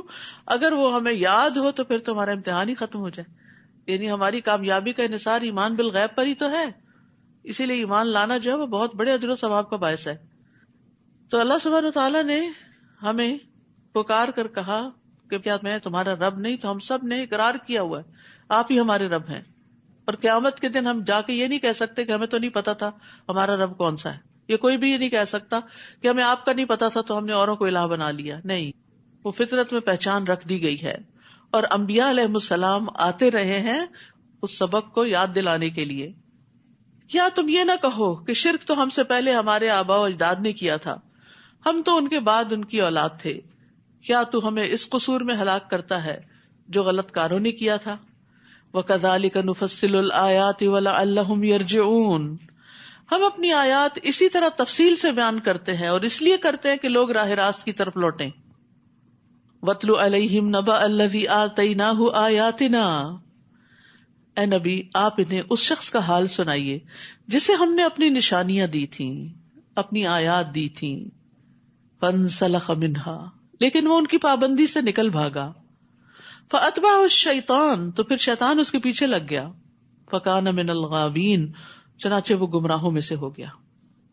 تو یاد رکھیے علم آنے کے بعد بھی شیطانی وسوسے انسان کو حق سے دور کر دیتے ہیں۔ یہ واقعہ، یہ قصہ، یہ کہانی ایک بہت بڑے عالم کی ہے کہ جس کے پاس بہت علم تھا لیکن شیطان نے اس کے اندر دنیا کی محبت ڈال دی، لہٰذا وہ دین چھوڑ کر، علم چھوڑ کر دنیا کے پیچھے دوڑنے لگا اور اللہ کی آیات کو اس نے بھلا دیا۔ تو یاد رکھیے آیات کا علم ہونے کے باوجود ان سے روگردانی کرنا یہ شیطانی عمل ہے، پتہ بھی ہے پھر بھی نہیں عمل کر رہے ان پر کیونکہ شیطان پیچھے پڑا ہوا ہے، اور آیات کا علم ہونے کے باوجود ان سے نکل بھاگنا، ان کی پابندی چھوڑ دینا، یہ شیطان کے وسوسوں کا اثر ہوتا ہے۔ تو انسان جب شیطان کے وسوسے کی اطاعت کرتا ہے تو شیطان اس کو کنٹرول کر لیتا ہے، اس کی باگیں اپنے ہاتھ میں لے لیتا ہے، اس کو اپنے تابع کر لیتا ہے، اس کو پھر مزید گمراہ کرتا ہے اور اس پر حملہ آور ہوتا ہے اور اس کو اپنی پسند کے رستوں پہ لے جاتا ہے۔ تو سارا دین، پڑھا لکھا، ہر چیز دری کی دری رہ جاتی ہے۔ اور بہت سارے لوگوں کے ساتھ یہ ہوتا ہے کہ وہ دین کی طرف آنے کے باوجود، قرآن پڑھنے کے باوجود سب کچھ بھلا کے صرف دنیا کے پیچھے بھاگ رہے ہوتے ہیں اور شیطان کے آلہ کار بن جاتے ہیں۔ تو اس لیے یہاں کی جو مثال بیان کی گئی ہے یہ ایک ریئل سٹوری ہے جس سے سبق دیا جا رہا ہے۔ فرمایا اور اگر ہم چاہتے تو ان آیات سے اس کے درجات کو بلند کر دیتے، یعنی دین کے علم سے بھی درجات کی بلندی ہوتی ہے، صرف دنیا کے مال سے نہیں، بلکہ دین کی وجہ سے جو دلوں میں لوگوں کی محبت ہوتی ہے بڑی خالص ہوتی ہے۔ اور مال کی وجہ سے جو لوگ آپ سے محبت کرتے ہیں وہ آپ سے نہیں کر رہے ہوتے، وہ مال سے کر رہے ہوتے ہیں۔ اور اگر آپ کے پاس مال نہ رہے تو وہ چٹ جائیں، وہ آپ کو پوچھے بھی نہ، کیونکہ اب ان کو آپ سے کوئی فائدہ حاصل نہیں ہو رہا، لیکن علم والا مرتے دم تک فائدہ پہنچا سکتا ہے، لہذا اس کی قدر میں کمی نہیں ہوتی۔ ہم چاہتے تو ان آیات سے اس کے درجات بلند کر دیتے، مگر وہ تو پستی کی طرف جھک گیا۔ دنیا کی طرف جھکنا پستی کی طرف جانا ہے، اور اپنی خواہش کے پیچھے لگ گیا۔ ایسے شخص کی مثال کتے کی سی ہے۔ کتا لالچ کا سمبل ہے، اگر تو اس پر حملہ کرے تو بھی ہانپتا ہے، نہ کرے تو بھی ہانپتا ہے، وہ زبان لٹکائے رکھتا ہے، اور جو کوئی چیز نظر آتی ہے اس کے پیچھے بھاگتا ہے کہ شاید یہ میرے لیے ہو، ہر چیز کو سونگتا ہے۔ یعنی دنیا کی لالچ میں ہر اس کام کے پیچھے چل پڑتے ہیں جس سے دنیا کا فائدہ ہو، چاہے دین کے نقصان پر ہی کیوں نہ ہو.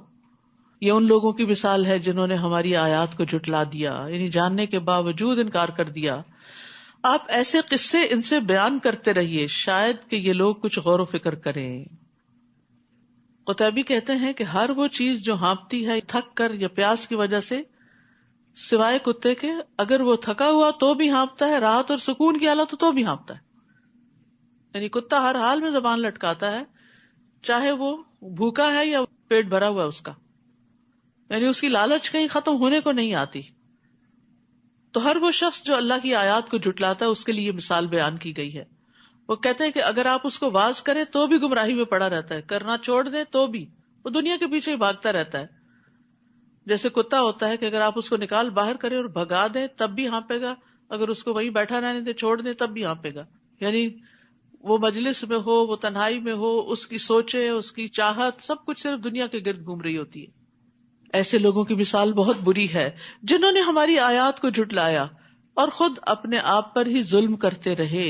یعنی اللہ کے دین کا انکار اللہ کو نقصان نہیں دیتا. اگر ہم کوئی بات نہیں مانتے تو اللہ تعالیٰ کو کچھ بھی نہیں جاتا، وہ قابل تعریف ہے. زمین اور آسمان کی ہر چیز اس کی تعریف بیان کر رہی ہے، ہر چیز، اس کو فرق نہیں پڑتا. لیکن اتنے بڑے خزانے کا انکار کرنے والے خود محروم رہ جاتے ہیں. اللہ جسے ہدایت دے وہی ہدایت پا سکتا ہے، اور جسے وہ گمراہ کرے تو ایسے ہی لوگ نقصان اٹھانے والے ہیں. وَلَقَدْ ذَرَأْنَا لِجَهَنَّمَ كَثِيرًا مِنَ الْجِنِّ وَالْإِنسِ لَهُمْ قُلُوبٌ لَا يَفْقَهُونَ بِهَا وَلَهُمْ أَعْيُنٌ لَا يُبْصِرُونَ بِهَا وَلَهُمْ آذَانٌ لَا يَسْمَعُونَ بِهَا أُولَئِكَ كَالْأَنْعَامِ بَلْ هُمْ أَضَلُّ أُولَئِكَ هُمُ الْغَافِلُونَ. بہت سے ایسے جن اور انسان ہیں جنہیں ہم نے جہنمی کے لیے پیدا کیا ہے. استغفر اللہ. ان کے دل تو ہیں مگر ان سے حق کو نہیں سمجھتے. دل ہے، حق نہیں ہے ان کے اندر، حق کو سمجھنے کی کوشش نہیں کرتے. آنکھیں ہیں لیکن ان سے دیکھتے نہیں، یعنی کائنات کی نشانیوں سے اپنے رب کو نہیں پہچانتے. کان ہے، اس سے سنتے نہیں، سچ بات سننے کے لیے، اللہ کا کلام سننے کے لیے ان کے پاس توفیق نہیں. ایسے لوگ چوپایوں کی طرح ہیں، انعام کی طرح ہیں، بلکہ ان سے بھی گئے گزرے. اور یہی لوگ غفلت میں پڑے ہوئے ہیں. یعنی غافل اس لیے کہ وہ اجر و ثواب کی طرف ہدایت نہیں پاتے. جانوروں کی طرح اس لیے کہ ان کا مقصد صرف کھانا پینا ہے، بلکہ ان سے بھی زیادہ بہکے ہوئے، کیونکہ جانور بھی فائدے اور نقصانات کو دیکھ لیتے ہیں اور اپنے مالک کی پیروی کرتے ہیں، لیکن یہ لوگ جانوروں سے بھی بدتر ہو گئے. تو یہاں پر دراصل ان لوگوں کو سکولڈ کیا جا رہا ہے کہ جو عقل، سمجھ، آنکھیں، کان، نگاہیں رکھتے ہوئے حق کو نہیں پا سکتے، ان کو حق کے لیے استعمال نہیں کرتے. ان سب آرگنز کو یا ان سب صلاحیتوں کو خواہشات کی پیروی کے لیے تابع کر رکھا ہے. یہ صرف خواہشات کی پیروی کے لیے استعمال ہو رہے ہیں. وَلِلَّهِ الْأَسْمَاءُ الْحُسْنَى فَادْعُوهُ بِهَا. اللہ کے اچھے اچھے نام ہیں، انہی ناموں سے اسے پکارا کرو اور انہیں چھوڑ دو جو اس کے ناموں میں کجروی اختیار کرتے ہیں. جو کچھ وہ کرتے ہیں جلد ہی انہیں اس کا بدلہ مل جائے گا. اللہ نے اپنے ناموں کو اچھا نام کہا ہے کیونکہ یہ سننے میں بھی اچھے، جب آپ اللہ کے نام اکٹھے سنتے ہیں تو دل کو بہت اچھے لگتے ہیں، اور پھر بولنے میں بھی اچھے لگتے ہیں، معنی بھی بہت اچھا ہے اور اس کے فائدے بھی بہت اچھے ہیں اس کے ساتھ اس کو پکارنے کے. تو مانگی جانے والی چیز کی مناسبت سے اللہ کو پکارنا چاہیے، یعنی اللہ کے اس نام کا ذکر کر کے اس سے وہ چیز مانگنی چاہیے جو آپ کی ضرورت ہے. جیسے آپ کہے اے رحیم تو رحم فرما، اے فیصلہ کرنے والے تو میرے لیے فیصلہ کر دے، اے رحمان تو مجھ پر رحمت فرما، اے رزاق تو مجھے رزق وافر عطا فرما. اگر کوئی رستے بند ہو گئے ہوں، یا فتاح میرے لیے خیر کے رستے کھول دے. تو یعنی اس نام اور کام کی مناسبت سے اگر اللہ کے نام لے کے پکارے تو انشاءاللہ دعائیں قبول ہوں گی. رسول اللہ صلی اللہ علیہ وسلم نے فرمایا اللہ کے 99 نیمز ہیں، یعنی 1 کم 100. جو شخص ان سب کو محفوظ رکھے گا وہ جنت میں جائے گا. احصاها کا لفظ آیا ہے، جو ان کو شمار کرے گا، یعنی جو ان کو اچھے طریقے سے پڑھے گا اور ادا کرنے کی قدرت رکھے گا، اور اس کے ساتھ ساتھ اللہ کی حدود کی حفاظت کرے گا، ان کے معنی کو سمجھے گا، ان پر ایمان لے آئے گا، تو اس کے لیے یہ جنت میں جانے کا ذریعہ ہے. اور جو لوگ اللہ کے ناموں میں الحاد کریں، اللہ سبحانہ تعالیٰ کے وہ نام جو قرآن اور سنت میں ہیں ان کو چھوڑ کر خود ساختہ نام بنا لیں تو یہ الحاد ہوتا ہے. تو جو لوگ الحاد کرتے ہیں ان کی سزا بھی بتائی گئی. فرمایا آپ ان کو چھوڑ دیں، ان کے پیچھے نہ چلے، اور پھر عنقریب وہ اپنے کیے کا بدلہ پائیں گے. اور ہماری مخلوق میں سے ایک گروہ ایسا بھی ہے جو حق کی طرف رہنمائی کرتے ہیں اور اسی کے مطابق انصاف کرتے ہیں. اللہ نے ان کی تعریف فرمائی ہے. اور جن لوگوں نے ہماری آیات کو جھٹلایا ہم انہیں اس طرح بتدریج تباہی کی طرف لے جائیں گے کہ انہیں خبر تک نہ ہوگی. استدراج کل بھی کہتے ہیں اس کا مطلب ہے شیطان ان کے لیے اعمال مزین کر دیتا ہے اور ان کو پھر ہلاکت تک پہنچا دیتا ہے. ضحاک کہتے ہیں استدراج کا مطلب ہے کہ وہ جب کوئی نئی نافرمانی کرتے ہیں تو ہم ان کو کوئی نئی نعمت دے دیتے ہیں، ڈھیل دے دیتے ہیں. سفیان ثوری کہتے ہیں ہم ان کو نعمتوں میں فراخی اور وسعت عطا کرتے ہیں اور ان کو شکر ادا کرنا بھلا دیتے ہیں. تو جو لوگ آیات کا انکار کریں، اللہ کا انکار کریں، اس کے دین، اس کی کتاب کا انکار کریں، پھر اللہ سبحانہ وتعالیٰ ان کو اپنا آپ بھی بلوا دیتا ہے. وَأُمْلِي لَهُمْ إِنَّ كَيْدِي مَتِينٌ، اور میں انہیں ڈھیل دے رہا ہوں، یقیناً میری تدبیر کا کوئی توڑ نہیں. کیا انہوں نے کبھی نہیں سوچا کہ ان کے ساتھی محمد صلی اللہ علیہ وسلم کو کوئی جنون نہیں؟ وہ تو محض ایک کھلم کھلے ڈرانے والے ہیں. کیا انہوں نے آسمان اور زمین کی حکومت اور جو چیز بھی اللہ نے پیدا کی ہے ان میں کبھی غور نہیں کیا؟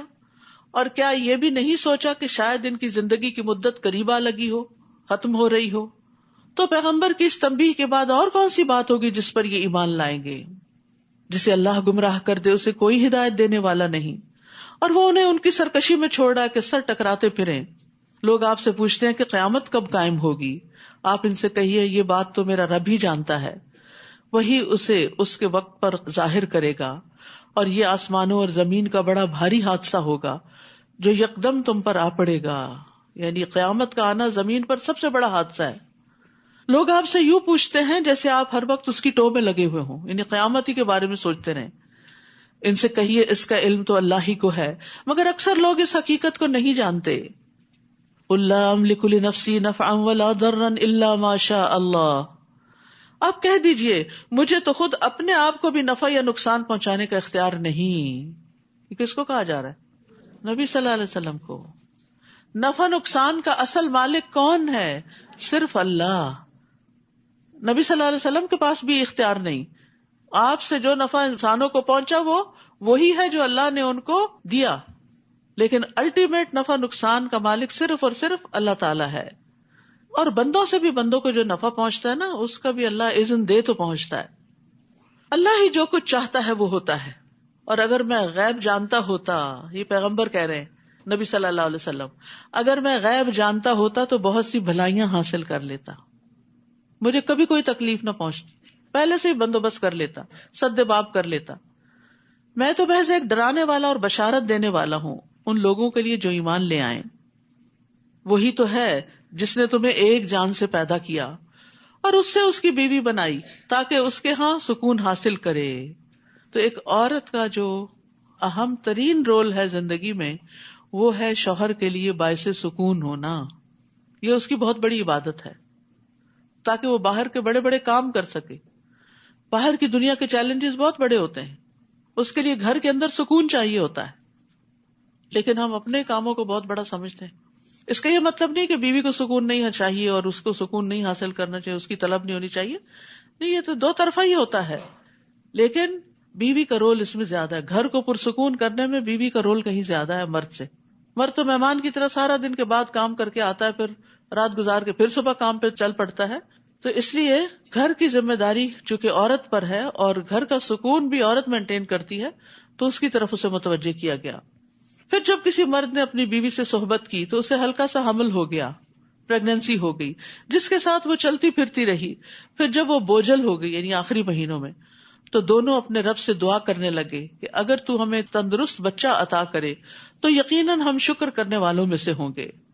پھر جب اللہ نے انہیں تندرست لڑکا دے دیا تو وہ اللہ کی بخشش میں دوسروں کو شریک بنانے لگے، جبکہ اللہ ایسی چیزوں سے بلند تر ہے جو یہ لوگ شریک ٹھہراتے ہیں. ایشرکون ما لا یخلق شیئا وہم یخلقون، کیا وہ ایسی چیزوں کو شریک ٹھہراتے ہیں جن کا کسی چیز کو پیدا کرنا تو درکنار وہ خود پیدا کیے جاتے ہیں. یعنی اگر انسان کو ہی شریک ٹھہراتے ہیں تو انسان تو خود پیدا کیا جاتا ہے، تو اللہ کے برابر کیسے ہو سکتا ہے؟ بنانے والا اور بننے والا ایک تھوڑی ہوتے ہیں. وَلَا يَسْتَطِيعُونَ لَهُمْ نَصْرًا وَلَا أَنفُسَهُمْ يَنصُرُونَ، وہ نہ تو ان کی مدد کر سکتے ہیں اور نہ ہی اپنی مدد کر سکتے ہیں. یعنی جن ہستیوں کو بھی، جن چیزوں کو بھی، جن پتھروں یا لکڑی کے بنائے ہوئے بتوں کو لوگ حاجت روا اور مشکل کشا سمجھتے ہیں، تو یہ دراصل اپنے آپ کو ہی دھوکہ دے رہے ہیں. کوئی کسی کی مدد نہیں کر سکتا غائبانہ طور پر، اور نہ ہی کوئی اپنی مدد کر سکتا، وہ بھی اللہ ہی کرتا ہے. اگر تم انہیں راہ راست کی طرف بلاؤ تو تمہاری پیروی نہیں کریں گے. تم انہیں بلاؤ یا خاموش رہو، تمہارے لیے ایک ہی بات ہے. جن لوگوں کو تم اللہ کے سوا پکارتے ہو وہ تمہاری طرح کے بندے ہیں. اگر تم اپنے دعوے میں سچے ہو تو ضروری ہے کہ جب انہیں پکارو تو وہ تمہیں اس کا جواب دیں. الہم رجل یمشون بہا ام لہم ایدی یبطشون بہا ام لہم اعین یبصرون بہا ام لہم آذان یسمعون بہا قل ادعوا شرکاءکم ثم کیدون فلا تنظرون. کیا ان کے پاؤں ہیں جن سے وہ چلتے ہوئے، جن کو یہ پکارتے ہیں، جو بت کھڑے کیے ہوئے انہوں نے جگہ جگہ اور ان سے مرادیں مانتے ہیں اور دعائیں کرتے ہیں، یہ بتائے کہ کیا وہ کہیں چلتے پھرتے بھی ہیں یا بس کھڑے ہی رہتے ہیں ایک جگہ پر؟ یا ان کے ہاتھ ہیں جن سے وہ پکڑتے ہوں، یا ان کی آنکھیں ہیں جن سے دیکھتے ہوں، یا ان کے کان ہیں جن سے سنتے ہوں؟ آپ ان سے کہیے کہ اپنے سارے شریکوں کو بلاؤ اور میرا جو کچھ بگاڑ سکتے ہو بگاڑو اور مجھے مہلت بھی نہ دو. تو یہاں پر اللہ سبحانہ تعالیٰ نے پاؤں، ہاتھ، آنکھوں اور کانوں کا خاص ذکر کیا ہے، کیونکہ یہ ہدایت حاصل کرنے کے خاص ذرائع ہیں، علم کے حصول کے لیے، کوشش کرنے کے لیے، دوسروں کی مدد کرنے کے لیے. تو اس لیے کہا کہ غیر اللہ کے پاس تو یہ ساری فیکلٹیز ہی نہیں ہیں، تو وہ تمہاری مدد کہاں سے کریں گے؟ ان ولی اللہ الذی نزل الکتاب وہو یتولی الصالحین. میرا تو سرپرست وہ اللہ ہے جس نے یہ کتاب نازل کی اور وہی نیک آدمیوں کی سرپرستی فرماتا ہے.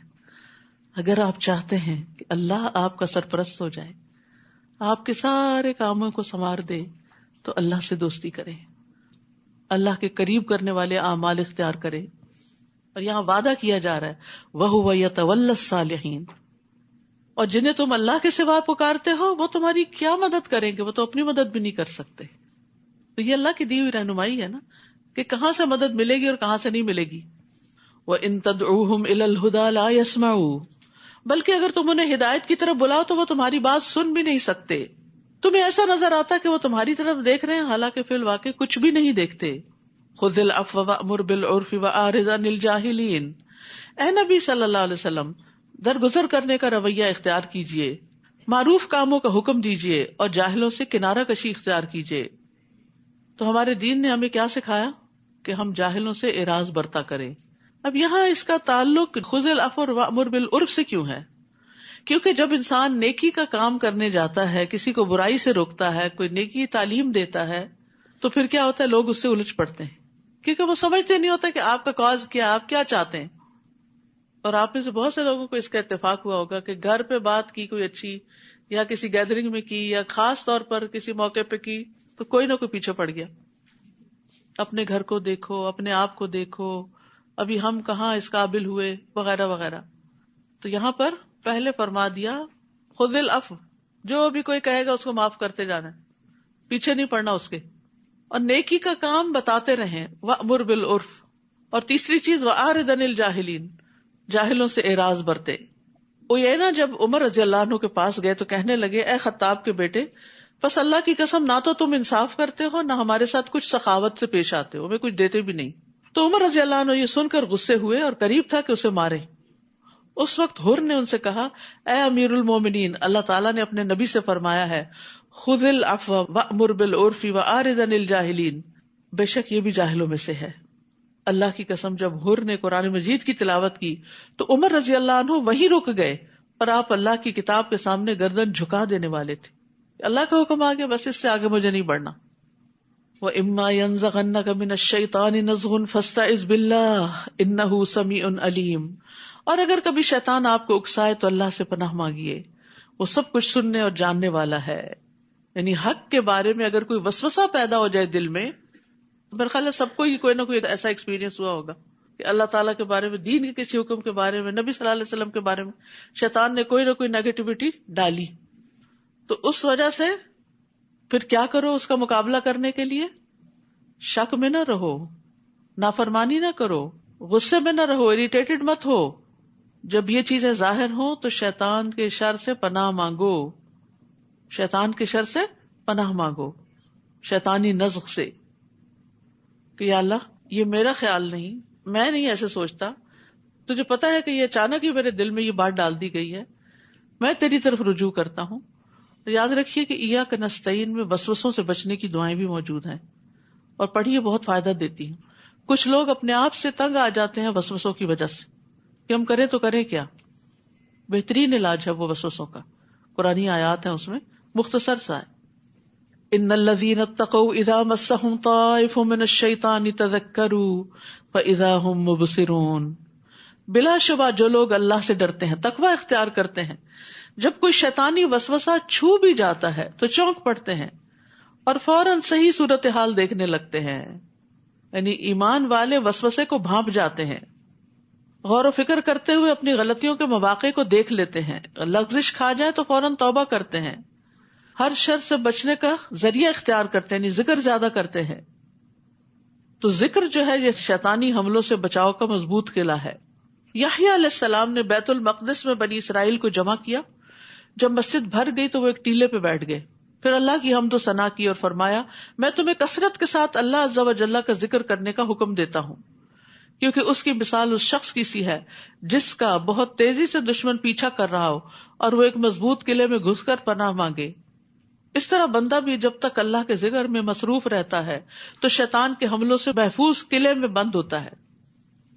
تو اس سے کیا پتہ چلتا ہے کہ وسوسوں کی کثرت ہو. بہت سے لوگ یہ ذکر اپنا کرتے ہیں، تقریب بتاتے ہیں، تو وسوسوں کی اگر کثرت ہونے لگے یا زیادہ ستانے لگے تو پھر ذکر بڑھا دے. یس، مخصوص ذکر بھی اور عام ذکر بھی. اور ان شیطانوں کے بھائی انہیں گمراہی میں کھینچے چلے جاتے ہیں اور اس میں کوئی کسر نہیں اٹھا رکھتے. اور جب آپ ان کے پاس کوئی معجزہ نہ لائے تو کہتے ہیں تم نے خود ہی کوئی معجزہ کیوں نہ منتخب کر لیا. آپ ان سے کہیے میں تو صرف اس چیز کی پیروی کرتا ہوں جو میرے رب کی طرف سے مجھ پر وحی کی جاتی ہے. یہ تمہارے رب کی طرف سے بصیرت افروز دلائل ہیں اور ہدایت اور رحمت ہے ان لوگوں کے لیے جو ایمان لاتے ہیں. وَإِذَا قُرِئَ الْقُرْآنُ فَاسْتَمِعُوا لَهُ وَأَنصِتُوا لَعَلَّكُمْ تُرْحَمُونَ.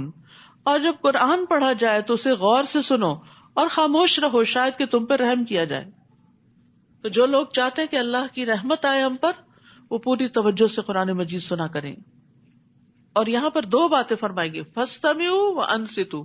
تو پہلا درجہ کیا ہے کہ انسان بات چیت چھوڑ دے، فون اٹینڈ کرنا چھوڑ دے اور اس طرح کے اور چیزوں سے قطع تعلق ہو جائے. اور صرف اتنا ہی کافی نہیں، اپنے ذہن کو بھی بھٹکنے سے بچائے، خود بھی خاموش رہے اور پوری توجہ سے دل و جان کو حاضر کر کے اللہ کے کلام کو سمجھنے کی فکر کرے. تو قرآن سنتے وقت کان لگا دینے چاہیے، شور و غل سے بچنا چاہیے، پاس بہت زور زور سے باتیں نہیں کرنی چاہیے. ابن عثیمین کہتے ہیں جب کسی انسان کے پاس قرآن پڑھا جا رہا ہو تو اس کے لیے جائز نہیں کہ وہ غافل اور بے خبر ہو، یعنی اس کو سمجھ بھی ہو کہ کیا بات ہو رہی ہے، یا کسی اور سے گفتگو کر رہا ہو، بلکہ اسے چاہیے کہ وہ کان لگا کر اور چپ ہو کر سنے تاکہ اسے اللہ کی رحمت حاصل ہو. وَاذْكُرْ رَبَّكَ فِي نَفْسِكَ تَضَرُّعًا وَخِيفَةً وَدُونَ الْجَهْرِ مِنَ الْقَوْلِ بِالْغُدُوِّ وَالْآصَالِ وَلَا تَكُن مِّنَ الْغَافِلِينَ. اور اے نبی اپنے رب کو صبح و شام دل ہی دل میں عاجزی، خوف کے ساتھ اور زبان سے بھی ہلکی آواز سے یاد کیجیے، اور ان لوگوں میں سے نہ ہو جائیے جو غفلت میں پڑے ہوئے ہیں. یہاں دو تین چیزیں بڑی اہم ہیں. نمبر ایک، صبح اور شام رب کا ذکر کرنا. تو یہ جو مسنون اذکار ہیں جو نبی صلی اللہ علیہ وسلم سے ثابت ہیں، صبح و شام کی دعائیں وہ لازم پکڑ لیں، اس میں حفاظت کی دعائیں بھی ہیں. پھر دوسری بات یہ کہ صبح بھی دعائیں مانگنی چاہیے اور شام کو بھی مانگنی چاہیے. تیسری بات یہ کہ دل میں عاجزی ہونی چاہیے دعا مانگتے وقت. یہ نہیں کہ دل میں کہ میرے پاس بڑی دولت ہے اور میں تو ایسا اور ایسا کر دوں گا، ایسی باتیں دل سے نکال دیں. اور پھر عاجزی کے ساتھ اور خوف کے ساتھ اور زبان سے بھی ہلکی آواز کے ساتھ اللہ کو یاد کریں، اور ان لوگوں میں سے نہ ہوں جو غفلت میں پڑے ہوئے ہیں. تو دعائیں مانگتے ہوئے خشوع و خضوع بڑا ضروری ہوتا ہے. اللہ تعالیٰ اس دل کی دعا نہیں سنتا جو غافل ہو، جو مشغول ہو کسی اور چیز میں اور منہ سے کر رہا ہو دعا. تو حاضر دل سے دعا کرنی چاہیے. رسول اللہ صلی اللہ علیہ وسلم نے فرمایا اللہ سے قبولیت کے یقین کے ساتھ دعا مانگا کرو اور جان لو کہ بے شک اللہ غافل اور لہو و لعب میں مشغول دل کی دعا قبول نہیں کرتا. اور پھر پورے یقین اور اعتماد کے ساتھ دعا کرنی چاہیے. یہ نہیں کہنا چاہیے اللہ تو اگر چاہے تو معاف کر، نہیں چاہتا تو نہیں، اللہ تو معاف ہی کر، کیونکہ معافی ہی ہماری ضرورت ہے. ان الذین عند ربک لا یستکبرون عن عبادتہ ویسبحونہ ولہ یسجدون. اور جو لوگ فرشتے آپ کے رب کے ہاں موجود ہیں وہ کبھی اس کی بندگی سے اکڑتے نہیں، وہ اس کی تسبیح کرتے اور اس کے آگے سجدہ کرتے ہیں. سجدہ تلاوت ہے، سجدہ تلاوت جو ہے وہ سنت ہے. نبی صلی اللہ علیہ وسلم اس کا اہتمام کرتے تھے. حضرت ابن عمر کہتے ہیں کہ نبی صلی اللہ علیہ وسلم قرآن کی قرات کرتے، بس آپ اس سورت کی قرات کرتے جس میں سجدہ ہوتا تو آپ سجدہ کرتے. ہم بھی آپ کے ساتھ سجدہ کرتے، حتیٰ کہ ہم میں سے بعض کو اپنی پیشانی رکھنے کی بھی جگہ نہ ملتی تھی تو وہ کیا کرتا، دوسرے کے اوپر یا جھک کے بس اشارے سے سجدہ کر لیتا تھا. تو اب آپ ایسا کیجئے کہ اپنی اپنی جگہوں پہ جھک جائیے. میں بھی اس طرف منہ کر کے اس قبلے کی طرف جھک جاتی ہوں، اگرچہ اس کے لیے قبلے کی طرف ہونا شرط نہیں. جہاں آپ بیٹھے ہیں قرآن پڑھ رہے ہیں تو آپ اس میں جھک جائیے. اس سجدے میں جاتے ہوئے اللہ اکبر کہتے ہیں، اٹھتے ہوئے نہیں کہتے. اور سجد وجہ للذی خلقہ وشق سمعہ والی دعا بھی پڑھ سکتے ہیں، ورنہ سبحان ربی یا الاعلی بھی کر سکتے ہیں 3 دفعہ. اور اس میں سلام بھی نہیں ہے. ٹھیک ہے. سورۃ الانفال. بسم اللہ الرحمن الرحیم. یسألونک عن الانفال قل الانفال للہ والرسول فاتقوا اللہ واصلحوا ذات بینکم وَأَطِيعُوا اللَّهَ وَرَسُولَهُ إِن كُنتُم مُّؤْمِنِينَ. إِنَّمَا الْمُؤْمِنُونَ الَّذِينَ إِذَا ذُكِرَ اللَّهُ وَجِلَتْ قُلُوبُهُمْ وَإِذَا تُلِيَتْ عَلَيْهِمْ آيَاتُهُ زَادَتْهُمْ إِيمَانًا وَعَلَى رَبِّهِمْ يَتَوَكَّلُونَ. سورۃ الانفال جنگ بدر کے بارے میں ہے. انفال سے مراد غنائم ہے. یہ پہلی جنگ تھی جو مسلمانوں نے فی سبیل اللہ لڑی تھی، اور اس دن کو یوم الفرقان کہا گیا کیونکہ اس دن فیصلہ ہو گیا تھا کہ اب کامیاب کون ہوگا، آئندہ کون آگے بڑھے گا. مسلمان صرف 313 تھے جبکہ دشمن 1000 کی تعداد میں تھا. مسلمانوں کے پاس 1 یا 2 گھوڑے تھے، دشمنوں کے پاس 300 گھوڑے تھے. بظاہر کوئی تناسب نظر نہیں آتا تھا، دشمن کا پلہ بہت بھاری تھا، لیکن مسلمانوں کو بہت بڑی فتح حاصل ہوئی. اور جب فتح حاصل ہوئی، مال غنیمت آیا تو آپس میں تھوڑی بہت کشمکش بھی ہوئی. نوجوان کہتے تھے کہ ہم نے آگے جا کے جنگ کی ہے تو ہمیں زیادہ حصہ ملنا چاہیے. بزرگ کہتے تھے ہم نے پیچھے سے تمہارا دفاع کیا ہے، ہمیں زیادہ ملنا چاہیے. تو ارشاد ہوا یسألونک عن الانفال قل الانفال للہ والرسول. لوگ آپ سے انفال یعنی غنائم کے بارے میں پوچھتے ہیں کہ یہ کس کا حق ہے، کیونکہ اس سے پہلے دور جاہلیت میں کوئی طریقہ نہیں تھا، جو طاقتور ہوتا تھا وہی سب کچھ لے جاتا تھا. آپ ان سے کہیے کہ یہ اللہ اور اس کے رسول کے لیے ہیں، ابھی اس کے بارے میں مت سوچو، کیونکہ انفال دنیا کا سمبل تھے نا. یہ تم نے اللہ کے لیے جنگ کی ہے، انفال کے لیے تو نہیں کی. بس تم لوگ اللہ سے ڈرتے رہو اور اپنے باہمی تعلقات درست رکھو، کیونکہ دنیا باہم جھگڑوں کا باعث بنتی ہے.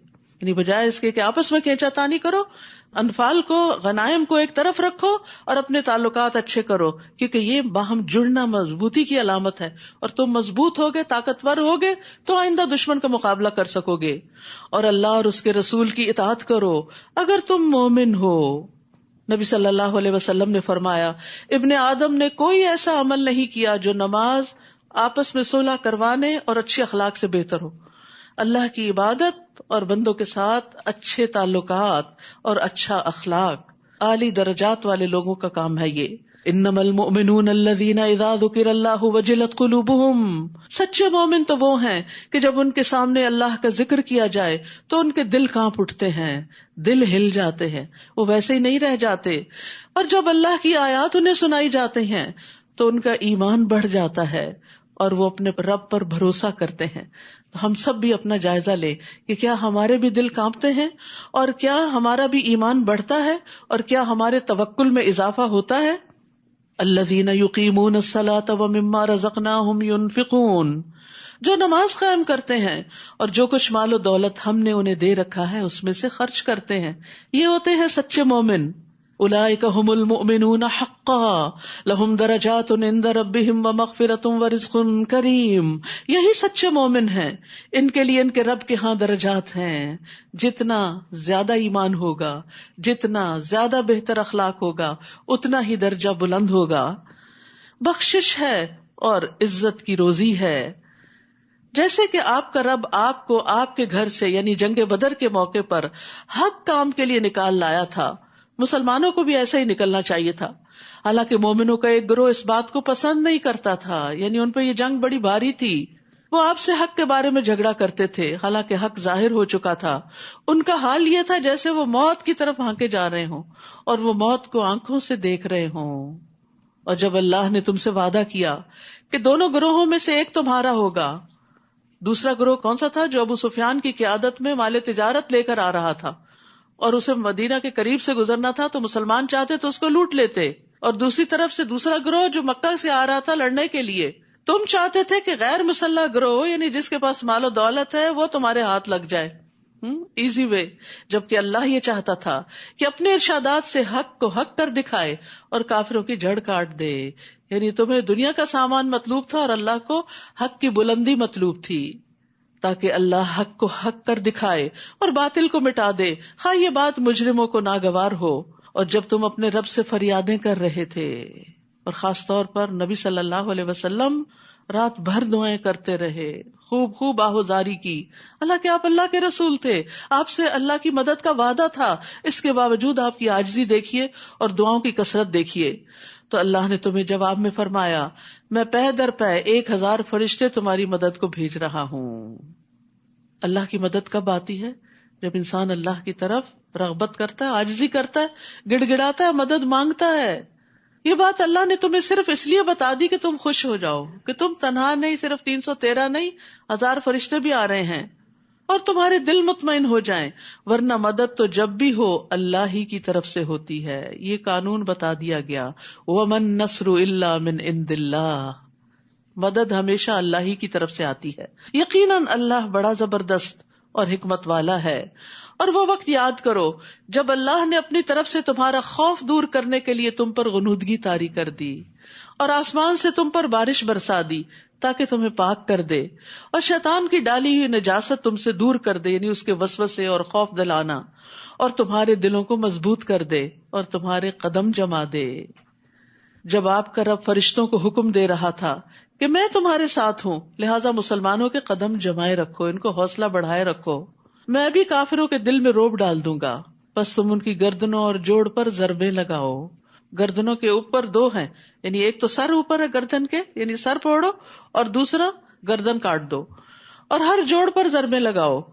یہ اس لیے تھا کہ انہوں نے اللہ اور اس کے رسول کی مخالفت کی تھی، اور جو اللہ اور اس کے رسول کی مخالفت کرے تو اللہ تعالیٰ ایسے لوگوں کو سخت سزا دینے والا ہے. اور کافروں سے فرمایا، یہ عذاب تو اب چکھو، اس کے علاوہ کافروں کو دوزخ کا عذاب ہوگا، یعنی دنیا میں بھی ذلت اور آخرت میں بھی عذاب. یا ایھا الذین آمنوا، اے لوگوں جو ایمان لائے ہو، جب میدان جنگ میں تمہاری کافروں سے مٹ بھیڑ ہو تو کبھی پیٹ نہ پھیرنا. یعنی چونکہ تعداد میں کم تھے تو خطرہ تھا اس بات کا کہ زیادہ دشمن دیکھ کے کہیں واپس نہ دوڑنے لگے اور بھگدڑ نہ مچ جائے، تو روک دیا گیا کہ میدان جنگ سے بھاگنا کبیرہ گناہ ہے. اور جو شخص اس دن پیٹ پھیرے گا، الا یہ کہ وہ کوئی جنگی چال چل رہا ہو یا مڑ کر اپنے دستہ فوج کو ملنا چاہتا ہو، تو ایسا آدمی اللہ کے غضب میں آ گیا. یعنی ان وجوہات کی بنا پر اگر کوئی پیٹ پھیر کے جاتا ہے، اس کا ٹھکانہ دوزخ ہوگا، اور وہ بہت بری پلٹنے کی جگہ ہے. استغفر اللہ. یعنی اللہ کے راہ میں نکلے ہیں، ایمان والے ہیں، صحابہ کرام ہیں، لیکن اگر تم بھی میدان جنگ سے بھاگے تو پھر یہ انجام ہے آگے. تو اس لیے انسان کو نیکی کے راستے پہ چلتے ہوئے استقامت اختیار کرنی چاہیے، مشکلات سے گھبرانا نہیں چاہیے. ورنہ بعض اوقات ایک شخص پیچھے ہٹتا ہے تو دوسرا اس کو دیکھ کے اور تیسرا اس کو دیکھ کے، اور بہت سے لوگوں کے دین سے پھرنے کا سبب بن جاتا ہے. میدان بدر میں کافروں کو تم نے قتل نہیں کیا تھا، فلم تقتلوہم ولکن اللہ قتلہم، بلکہ اللہ نے انہیں مارا تھا. اور جب آپ نے کافروں کی طرف ریت کی مٹھی پھینکی تھی تو وہ آپ نے نہیں بلکہ اللہ نے پھینکی تھی، اور یہ اس لیے تھا کہ اللہ تعالیٰ اپنی طرف سے مومنوں کو ایک اچھی آزمائش سے گزار دے. اللہ تعالیٰ یقیناً سب کچھ سننے اور جاننے والا ہے، یعنی امتحان میں بھی ڈالا اور مدد بھی ساتھ کی تاکہ امتحان میں کامیاب بھی ہو جائیں. کس قدر مہربان رب ہے. ذالکم وان اللہ موہن کید الکافرین، یہ معاملہ تو تمہارے ساتھ ہوا اور اللہ تعالیٰ یقیناً کافروں کی تدبیر کو کمزور کرنے والا ہے. مکہ والو، اگر تم فیصلہ ہی چاہتے تھے تو وہ اب تمہارے پاس آ چکا، کیونکہ بدر کے دن صبح انہوں نے دعا کی تھی کہ یا اللہ جو گروہ حق پر ہے وہ کامیاب ہو جائے اور دوسرا ناکام ہو. تو تم نے خود ہی فیصلہ مانگا تھا، اب تمہاری ناکامی کی صورت میں فیصلہ تمہارے سامنے آ گیا، تو وہ اب تمہارے پاس آ چکا. اب اگر تم باز آ جاؤ، اب بھی نصیحت کی جا رہی ہے، پیغمبر صلی اللہ علیہ وسلم کی مخالفت سے باز آ جاؤ، انکار سے باز آ جاؤ، تو یہ تمہارے حق میں بہتر ہے. اور اگر پھر پہلے سے کام کرو گے تو ہم بھی ایسا ہی کریں گے. اگر پھر تم مسلمانوں کے خلاف لڑنے کے لیے چلے تو پھر تمہارے ساتھ یہی سلوک ہوگا اور تمہاری جمعیت تمہارے کچھ کام نہ آ سکے گی، خواہ وہ کتنی ہی زیادہ ہو. اور اللہ تو یقیناً ایمان والوں کے ساتھ ہے. اے ایمان والو، اللہ اور اس کے رسول کی اطاعت کرو اور حکم سن لینے کے بعد اس سے سرتابی نہ کرو، اور ان لوگوں کی طرح نہ ہو جانا جو کہتے تو ہیں کہ ہم نے سن لیا مگر وہ سنتے نہیں. تو ایمان والوں کو اللہ کی اطاعت، اس کے رسول کی اطاعت کے بعد اس سے منہ نہیں موڑنا چاہیے، اور جو وہ کہے اسے غور سے سننا چاہیے، اور ان لوگوں کی طرح نہیں ہونا چاہیے جو کہتے ہیں ہم نے سنا لیکن دل سے نہیں سنتے. اصل میں سننے والا کون ہوتا ہے؟ جو مان لیتا ہے بات کو سن کر. یقیناً اللہ کے ہاں بدترین قسم کے جانور وہ بہرے گنگے لوگ ہیں جو عقل سے کچھ کام نہیں لیتے. یعنی ایسے لوگوں کو جو عقل استعمال نہیں کرتے، غور و فکر نہیں کرتے، بات سمجھتے نہیں، وہ جانوروں سے بھی بدتر ہیں. اگر اللہ ایسے لوگوں میں کچھ بھی بھلائی دیکھتا تو انہیں سننے کی توفیق بخش دیتا، اور اگر وہ انہیں یہ توفیق دے بھی دیتا تو بھی بے رخی کے ساتھ پیٹ پھیر جاتے. تو یہ اللہ کا طریقہ ہے کہ وہ زبردستی نہیں سنواتا کسی کو، اسی کے دل میں اتارتا ہے جو واقعی سننے کے لیے آتا ہے اور سننا چاہتا ہے. تو اللہ کا کلام سننے کے بعد انسان کا رویہ یا تو اطاعت کا ہوتا ہے یا غفلت کا ہوتا ہے. ضروری نہیں کہ ہر شخص اس علم پر عمل بھی کرے. تو اصل میں بھلائی اسی کے اندر ہے جو غور و فکر کرے اللہ کی آیات میں اور پھر عمل میں ڈھال لے ان کو. یا ایھا الذین آمنو، اے ایمان والو، اللہ اور اس کے رسول کا حکم مانو جبکہ رسول تمہیں ایسی چیز کی طرف بلائے جو تمہارے لیے زندگی بخش ہو. یعنی اللہ تعالیٰ کے احکامات زندگی دینے والے ہیں. اور یہ جان لو کہ اللہ تعالیٰ آدمی اور اس کے دل کے درمیان حائل ہو جاتا ہے، یعنی اس کو سب پتہ چل جاتا ہے جو دل سے وسوسے اٹھتے ہیں، اور اسی کے حضور تم جمع کیے جاؤ گے.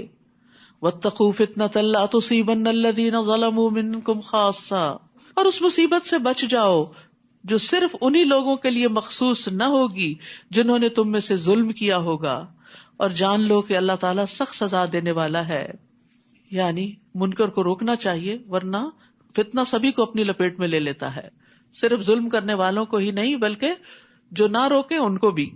اور وہ وقت یاد کرو جب تم تھوڑے سے تھے، زمین میں کمزور سمجھے جاتے تھے، یعنی مکہ والے دن یاد کرو، اور تمہیں یہ خطرہ لگا رہتا تھا کہ لوگ تمہیں کہیں اچک کر نہ لے جائیں. پھر اللہ نے تمہیں جائے پناہ مہیا کی، مدینہ کی جگہ دی، اور اپنی مدد سے تمہیں مضبوط کیا اور کھانے کو پاکیزہ چیزیں دی تاکہ تم شکر گزار بنو. یعنی جب اللہ نے تم پر اتنی نعمتیں کی تو تم بھی اللہ کی اطاعت میں آگے بڑھو.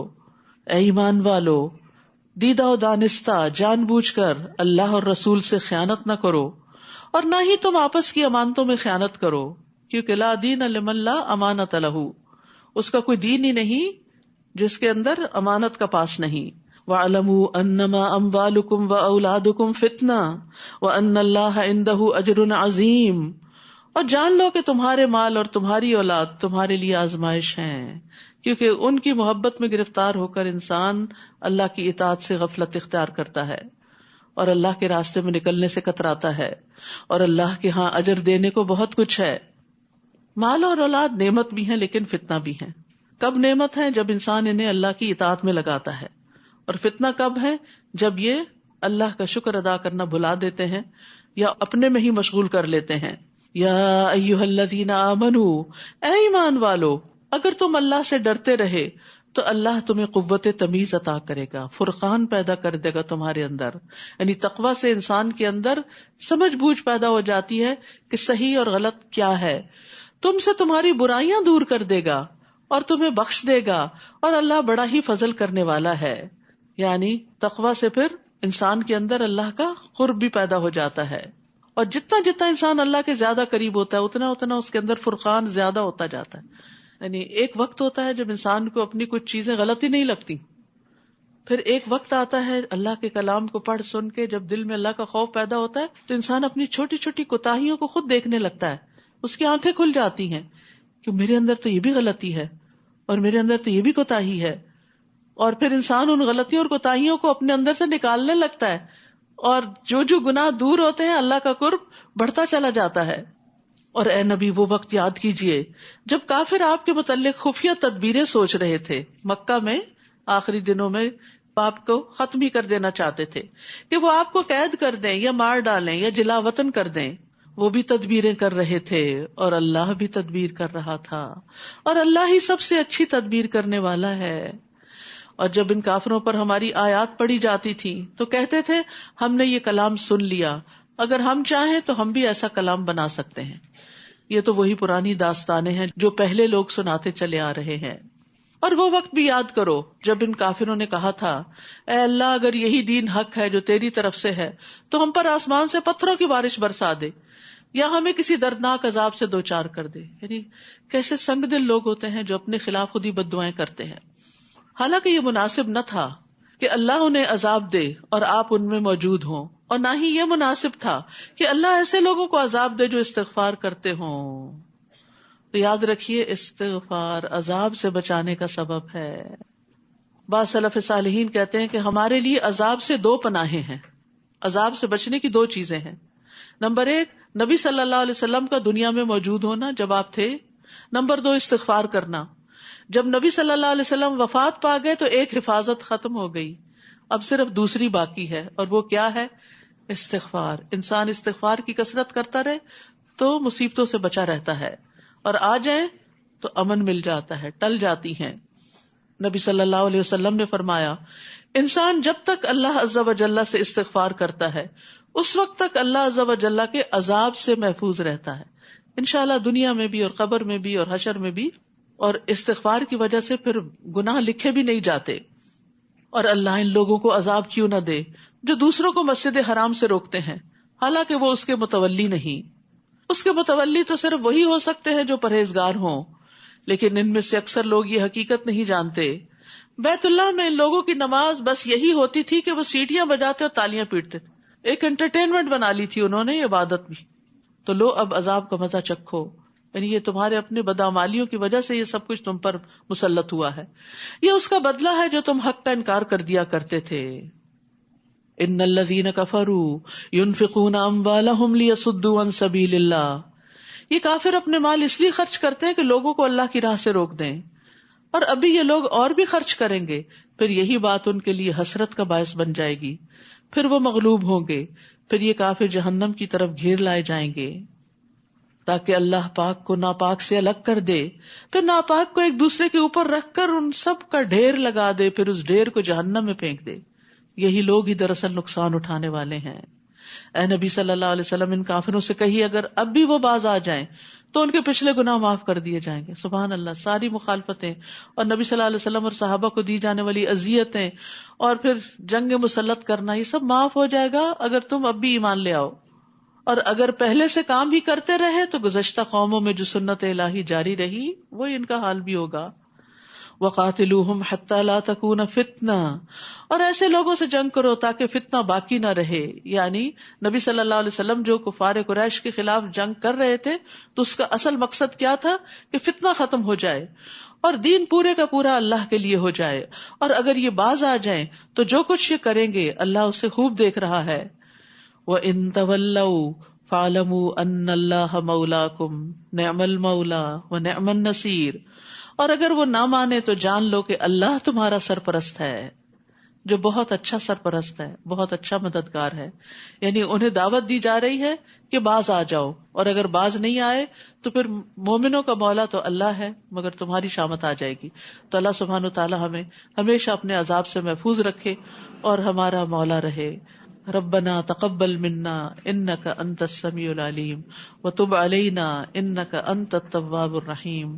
وصلی اللہ تعالی علی خیر خلقہ محمد وعلی آلہ واصحابہ واہل بیتہ اجمعین برحمتک یا ارحم الراحمین.